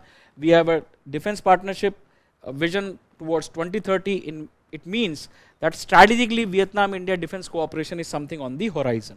A, Vietnam can buy BrahMos or Akash or other weapon system that we have. B, Vietnam is a neighbor of China with whom it does not have very cordial relations, right? But it also is very true. Like India, Vietnam also has significant trade with China. So equation is always more complicated. We have provided $500 million line of credit to Vietnam for defense procurement from us. We are engaged in cultural engagement with Vietnam also, because some parts of Southeast Asia are very prominently linked culturally with India, like with the case of Myanmar, Thailand, all right. But some parts of Southeast Asia, we need to work more, like with Vietnam. All right, with Vietnam, this Indic element of civilizational stream is something that we need to work, revive more on. Because Southeast Asia is basically a combination of three civilizational streams. One is, of course, indigenous, the local people. Another is the Chinese stream of civilization. And the second one is the Indian stream of civilization. So, of course, we have cultural commonality. One is Trang Quoc Pagoda, which basically was visited by the defense minister, right? चलो आगे चलते हैं. ये आप खुद से पढ़ लें तो बेहतर होगा. अब हम चलते हैं towards the slide, right? कुछ रिवाइज कर लेंगे, कुछ क्वेश्चंस देख लेंगे. Mini coy, right? आएंगे, क्वेश्चन पे आएंगे, right? मिनी कॉय, मेंशन हुआ था, ठीक है, तो अपने देश का है तो थोड़ा ज्यादा जानना चाहिए, ठीक। So Minicoy is an island, southern part of Lakshadweep, right? Southern part of Lakshadweep. So if you see, its location is north of 9-degree channel, right? Between 9 and 10-degree channels. The closest island to Minicoy is the Thurakunu Island, which is in Maldives. ठीक है? अब इस island की history ये है कि there was a plebiscite conducted in 1956. Of course, Britishers left. So there are a lot of territories about which you know. For example, you know about Kashmir, Hyderabad, Junagadh, etc. But you basically don't know the history of how the territorial composition of India was actually shaped. So यहाँ पे फिर ये बन गया एक union territory India का, right? At that point in time, the union territory was named as Lakadweep, Minicoy and Amandivi, right? ये union territory थी. अब बाद में इस union territory का नाम लक्षद्वीप हो गया, right? Has Lakshadweep been in news? Yes, because of the debate about how much development, strategic significance of Lakshadweep, क्या करना चाहिए उसके साथ, right? In December 1976, India and Maldives signed a maritime boundary treaty whereby Minicoy was placed on Indian side of the boundary. Just as with Sri Lanka, we had a maritime boundary agreement in 1974, which put Kachativu on Sri Lankan side. Right? These are all matters of negotiation on what you agree, because Lakshadweep also, Maldives also claimed, because of the geographical proximity, that Minicoy should belong to it. But now it has been resolved through that agreement. ये पढ़ा आपने? ठीक है. चलो आगे चले. अब ये साउथ ईस्ट एशिया का मैप है, right. A, first of all we already know the state sharing border with Myanmar, which is India's gateway to south east Asia. Now look at the rivers. So first of all this is Brahmaputra, जिसके बारे में मैंने आपको कहा कि आप पढ़ें. It is making a syntaxial bend here, right, an abrupt turn. एक और रिवर ट्रिब्यूटन प्लेटू से आ रहा है, Irrawaddy. Irrawaddy is shared between China and Myanmar. Irrawaddy empties into the Andaman Sea. This is the Coco Channel, which separates India's Andaman Islands from the Coco Island of Myanmar, right? So Irrawaddy empties into the Andaman Sea. There is another river. This is Mekong. Mekong originates in China. It then flows into the border, forms the border between China and Myanmar, then Laos and Myanmar, and then flows through the border point of Thailand and Myanmar also. Then it flows into Laos, then it forms the border between Laos and Thailand, that it enters into Cambodia, and then it empties into South China Sea. All right, UPSC very regularly asks questions of rivers, their course. तो इसमें भी rule यही है कि सब याद करना है क्या, ये सवाल ही नहीं है. कुछ तो पढ़ लो, कुछ तो याद होगा, and then you apply your elimination method, etc. Right? So this is the Andaman Sea. Now you see this is 10-degree channel. 10-degree channel separates Andaman from Nicobar. Now this is the Great Channel or 6-degree channel. All right, Great Channel or 6-degree channel. This separates Indonesia. This is the island of Sumatra of Indonesia from India. Right. So we are very close neighbors. Right. This is the Strait of Malacca, connects the Andaman Sea, Bay of Bengal with South China Sea. All right.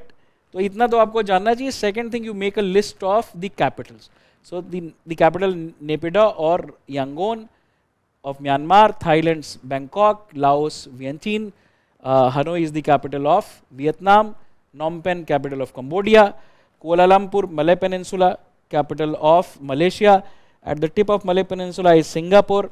All right. The capital of Indonesia is Jakarta, which is on the island of Java. All right, next to the island of Java is the small island of Bali.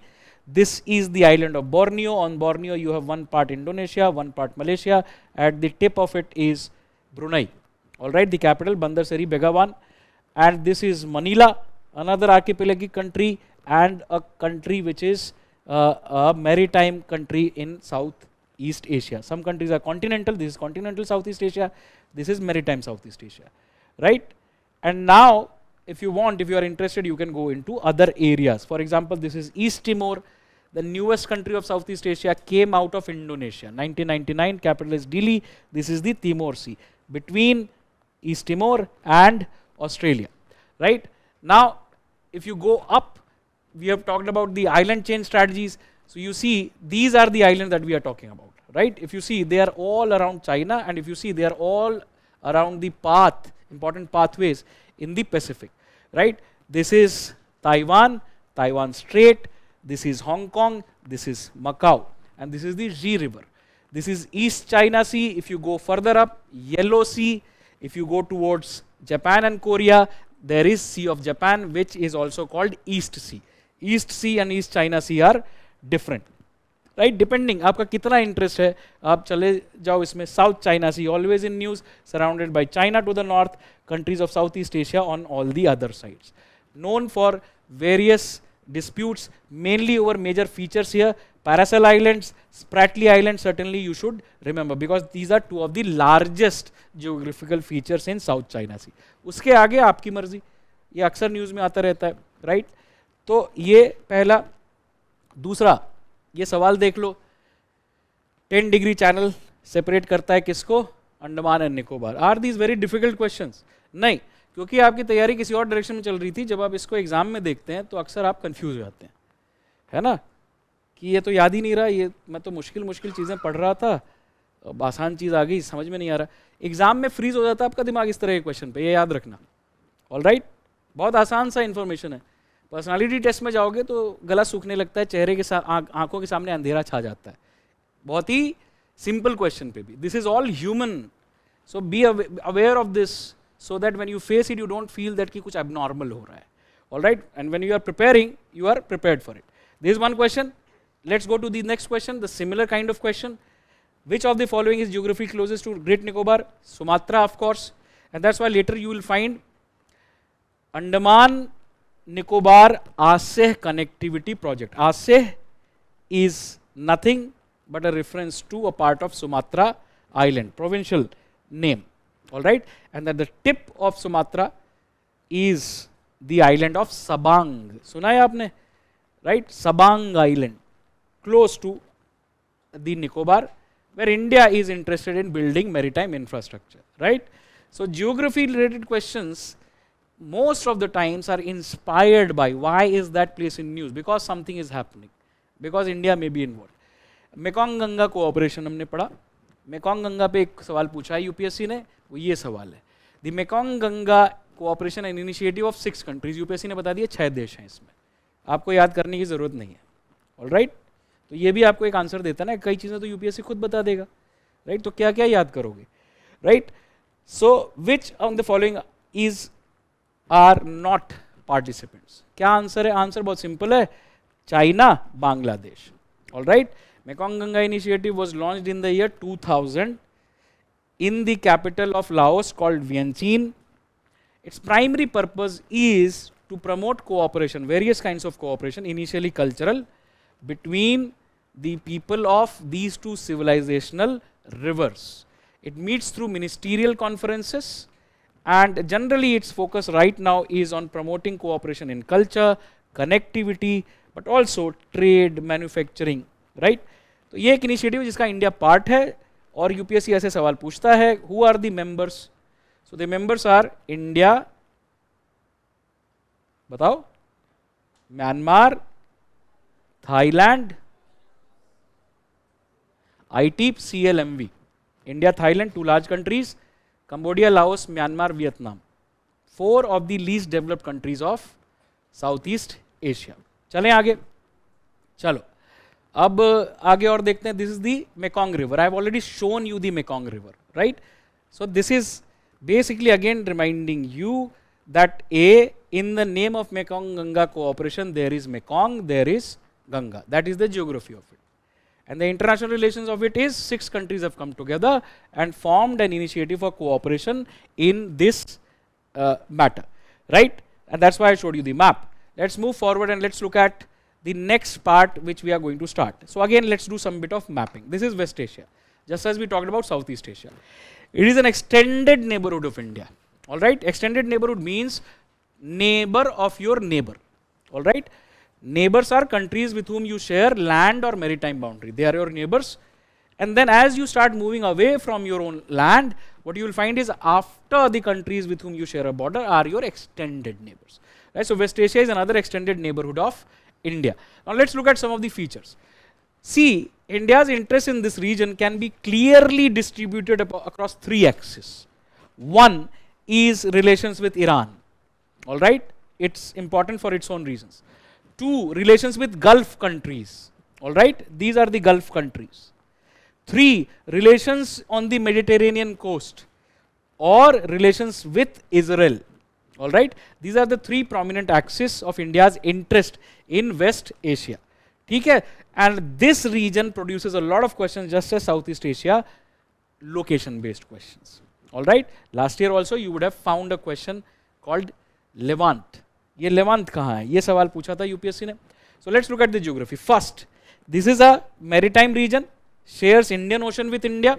All right, this is Iran. Now if you look at Iran, pivotal country, borders with Pakistan, Afghanistan, Turkmenistan, this is Caspian Sea, this is Azerbaijan, this is Armenia, all right, and now this is Turkey. तो कई बार तो आपको imagination के level पे ये भी याद नहीं होता कि ईरान जो है टर्की तक जाता है. ये केवल बार बार एटलस देखते रहोगे ना, इससे अपने आप याद हो जाएगा. ठीक है, तो एटलस के साथ टाइम पास किया करो. अगर टाइम पास करना ही है तो do it with the Atlas, right, because one of the maximum return on investment is with this kind of a document, right? Interest bhi aata hai. Now come to the Gulf region. Now here is Persian Gulf, right, which the Arab countries call Gulf, simply Gulf or Arab Gulf, right? This is Gulf of Oman. If you move from Gulf of Oman towards Persian Gulf, you find a narrow passageway called Strait of Hormuz. So Strait of Hormuz is between Persian Gulf and Gulf of Oman. It is between them, it links them, right? Across the Strait of Hormuz, this is Iran, this at the tip is Oman, and this is UAE. So these are close by countries. Move forward. Some of the important countries are UAE, with whom we have good relations. Abu Dhabi is the capital. Qatar, Doha is the capital, known for Football World Cup. This is Bahrain. Manama is the capital. And then you go forward, Kuwait. Kuwait city is the capital. This is Saudi Arabia. Riyadh is the capital. Jeddah is an important Red Sea port. All right, this is Red Sea. So the one flank of Saudi Arabia is Red Sea, on the other flank is Persian Gulf. Rubal Khali Desert, because of its unique characteristic, you should remember Rubal Khali is in Saudi Arabia. All right, and now you have Yemen to the south of Saudi Arabia. All right, Yemen's capital is Sana'a, but its traditional capital has been Aden also, because it's an important port. This is the port of Aden. All right. Now around Saudi Arabia, if you see, this is Oman. Oman's capital is Muscat. All right, and this is Tropic of Cancer. Right. So the island of Socotra belongs to Yemen. All right, Socotra सुना होगा आपने नाम शायद, right? यहाँ पे होगा उसका location जहाँ पे ये legend दिया हुआ है. This is Horn of Africa because of the horn-like structure. Right. Now this is Gulf of Aden, Indian Ocean largely. Now when you move across Gulf of Aden, you will cross Bab al-Mandeb Strait. This is another narrow critical access way, choke point. Bab al-Mandeb के across कौन दिखेगा आपको? Yemen, port of Aden, port of Djibouti. Right? Here is Eritrea, which separated from Ethiopia in the 1990s. This is Somalia. Some part of it is also claimed as Somaliland. Right? This is Ethiopia. Ethiopia is a landlocked country. All right? It does not have an open sea access. Right? Addis Ababa is the capital. It is also the headquarters of African Union. All right. Move up. This is Sudan. Sudan now has separated into two countries. 2011, South Sudan became the capital. All right. Now, this is Khartoum, the capital of Sudan. Now you see here is the confluence of Blue Nile and White Nile. Right. So Nile's one origin is Ethiopian highland. Another origin, if you see the White Nile, you go to Uganda, to the lake systems which are there. So that's why UPSC would never ask about the origin of River Nile, right? Because tracing the origin of rivers is fairly complicated task, जो simple geography book में नहीं दिया होता है. So that's why UPSC does not ask you, but you generally have the knowledge, right? Now to the north of Sudan is Egypt, all right? You have dams like Aswan here.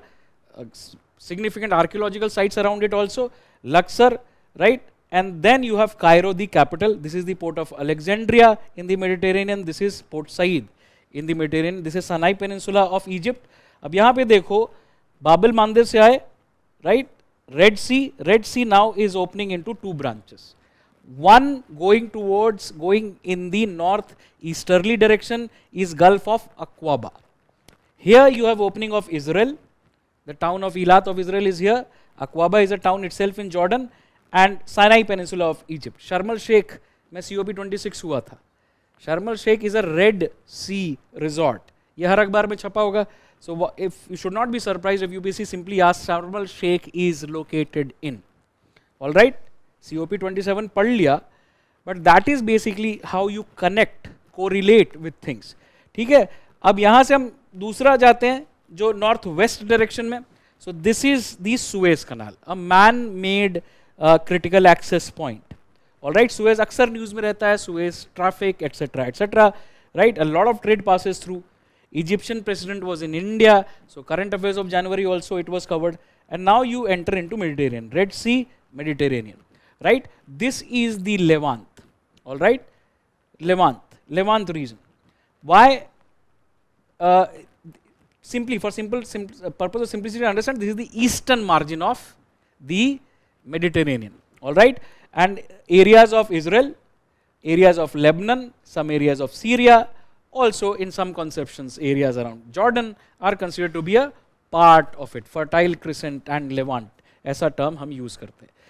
Middle East, Americans और Europeans use करते हैं to denote this area which we call West Asia, right? West of us, west in Asia, so West Asia, हमारे लिए common sense है. Middle East and North Africa, some parts of Africa are culturally similar or have cultural similarities with Arab countries. For example, Arabic as a spoken language, spoken in Saudi Arabia, but also in Egypt, Sudan, South Sudan, many of these countries. So this is called Middle East and North Africa, MENA. हम इसको कहते हैं वाना, West Asia and North Africa, right? तो इतना किसी भी map को देख के आपको पता चल जाएगा. अब यहीं पे आप देखो, आर्मीनिया, अजरबैजान के बीच में लड़ाई चल रही है on a region called Nagorno-Karabakh. Nagorno-Karabakh lies in Azerbaijan. It's a majority Armenian population. When the Soviet Union collapsed, as it happened, the residents wanted to join Armenia, but the region went with or was allocated to Azerbaijan. So there is a periodic conflict. It's a peculiar situation. It's a region in which the ethnic minority in the country is the majority, but it's geographically not contiguous with the country they want to join. Sometimes this also is the case, right? So ये इस reason को हम क्या कहते हैं? Caucasus, Georgia, Armenia, Azerbaijan, इस reason को हम कहते हैं कॉकेसस. किससे आइडेंटिफाई होता है? Caucasus mountain range. ऑलराइट, सो हम अब इसको फिर एथनिसिटी के रूप में भी यूज कर सकते हैं, कॉकेशियन, राइट? सो ये वो रीजन है. और इसके बाद चले जाओगे central Asia, this is central Asia, right? Caspian sea, which are the countries on the banks of Caspian sea? Kazakhstan, Turkmenistan from Central Asia, Iran from West Asia, Azerbaijan, and this is Russia. So these are the countries surrounding the Caspian Sea. अब यहीं पे एक और reason है black सी. तो black सी के लिए आगे चलते हैं. उससे पहले क्वेश्चन देख लो. ये क्वेश्चन था, the term Levant often heard in news roughly corresponds to which of the following regions? So as I said, region along the eastern Mediterranean shores. All right? तो यूपीएससी जब भी लोकेशन बेस्ड क्वेश्चन पूछता है ना, तो बहुत broad margin देता है आपको करेक्ट होने का. So you have to work hard to mark these questions wrong और नॉट वर्क एट ऑल, है ना? या तो भगवान के भरोसे रहो या बहुत मेहनत करके गलत मार्क करके आओ. Otherwise UPSC is giving you a lot of hint that these are very common sensical things. Come out of the mythology of preparation of this examination. Treat it as a normal examination, but understand there is a lot of competition. So you have to organize well, you have to prepare well. है ना? दया वया की कोई गुंजाइश नहीं है इस exam में. You are not the first generation to write the civil service examination. You would not be the last. ये हमें क्लास 10th के बोर्ड में मेरे एक टीचर ने बताया था, तो मुझे बहुत अच्छी बात लगी थी ये. Because we always put things out of proportion. है ना? ये नहीं हुआ तो जीवन में क्या होगा. सबसे मुश्किल इस एग्जाम के प्रिपरेशन में ये है. Second difficulty is your vanity project. Third difficulty is your inability to manage time. All right, so that's why focus on the process, don't count the pages. ये क्वेश्चन आया. आगे चलते हैं. OSCE नाम का एक ऑर्गेनाइजेशन आया होगा, right? Why am I expanding it? Because document में एक्सपैंडेड नहीं था, right? So that's why I found it and I expanded it, right? ये OSCE क्या है? So you would often see OSCE comes into news in the context of Russia-Ukraine crisis also, when there are diplomatic efforts. It was in news in the context of Georgian conflict also. Georgia and Russia had fought a war in 2008, right? It is a body which created what is called the Minsk Group. Minsk Group is involved in diplomacy between Ukraine and Russia. कभी ध्यान दिया होगा ये सारे term आते हैं. So उसके context में एक फंडामेंटल इंफॉर्मेशन जुड़ जाती है, which is organisation for security and cooperation in Europe, OSCE. पढ़ा होता तो एग्जैक्टली पता चल जाता किस पार्ट ऑफ कंटेंट की बात कर रहा हूं मैं, right? So this is world's largest regional security oriented inter governmental organisation, meaning in terms of number of participants, focusing on regional security. Regional security of which area? As the name suggests, Europe, larger Europe and also some part of Eurasia. What is its mandate? Its mandate includes issues such as arms control, promotion of human rights, freedom of the press, free and fair election, democratization, these kinds of issues. Meaning, when it comes to security, it has a fairly wide ambit of definition of issues. All right? It was formed in the year 1975 in Helsinki, Finland. Its structure we don't need to know because India is not part of it, but we know that it has 57 participating states, and its regular meetings are at the level of permanent council, where all 57 countries are represented through their representative. These meetings take place every week in Vienna. So that's why it is in news, because if something is happening, this body is also meeting regularly, right? When there is no conflict, you will not find mention of this body.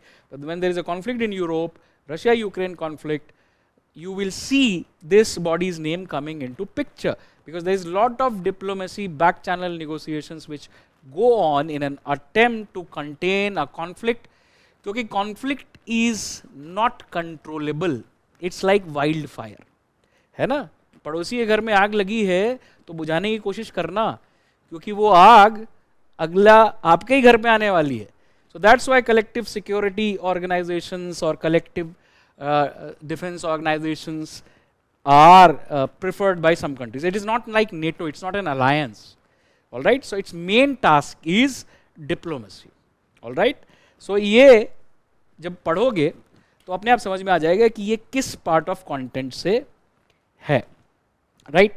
So I showed you the map. I talked about these questions and I talked about this organization for a simple reason, because if you have not read your content, don't worry, I have read the content. All right, I would still say you read the content. Wherever there is a need, I am making the addition, because जब पढ़ोगे ना तो अपने आप कई चीज़ें simple होगी, जो कुछ चीज़ें मैंने पढ़ के भी आपको यहाँ पे बताया. तो अगली क्लास में क्या करोगे? पढ़ के आना. आप इतने भी बिजी नहीं हो गए हैं कि अभी आपको और सब्जेक्ट्स पढ़ना है इसलिए आप ये नहीं पढ़ सकते. ये सिंपली यही दिखाता है कि your priorities are wrong. When something is going on, उसको छोड़ के आप किसी और चीज़ को प्रायोरिटी बना लेते हो. This is what your brain does. When it has to face a very difficult task, what your brain would do is it would find a simple, distractible problem. क्योंकि एफर्ट नहीं लगाना तो दूसरी प्रॉब्लम ढूंढो, उसको सॉल्व करो. All right? तो अपने दिमाग को भी समझो. जो नहीं पढ़ के आया, what they are doing is first of all, क्योंकि आप ही एक क्लास में हैं तो ऑनलाइन भी बहुत सारे लोग हैं. So you are controlling the pace of the class. If you read, if you have doubts, we are fast. Because और तब और भी क्या होगा, मैं एक चीज़ और भी बता देता हूँ. टेक्स्ट तो आपके पास है ही, तब मुझे और भी मौका मिलेगा वैल्यू एडिशन करने का. All right?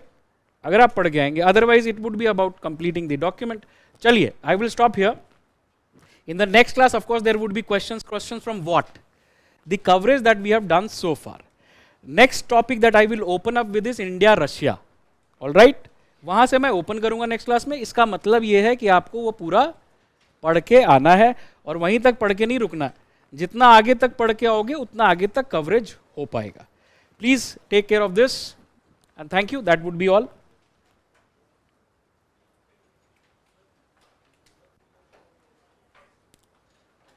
क्योंकि चौथी क्लास में मैं कह दूंगा कि भाई content has been covered. All right? यही मुझे कहना चौथी क्लास में. पांचवी क्लास नहीं लेने जा रहा. तो IAS बहुत ज़्यादा क्वेश्चन आते नहीं, तो इसलिए खुद पढ़ के आओगे तो इस क्लास का डबल यूज कर पाओगे. If you read, the class would be more beneficial.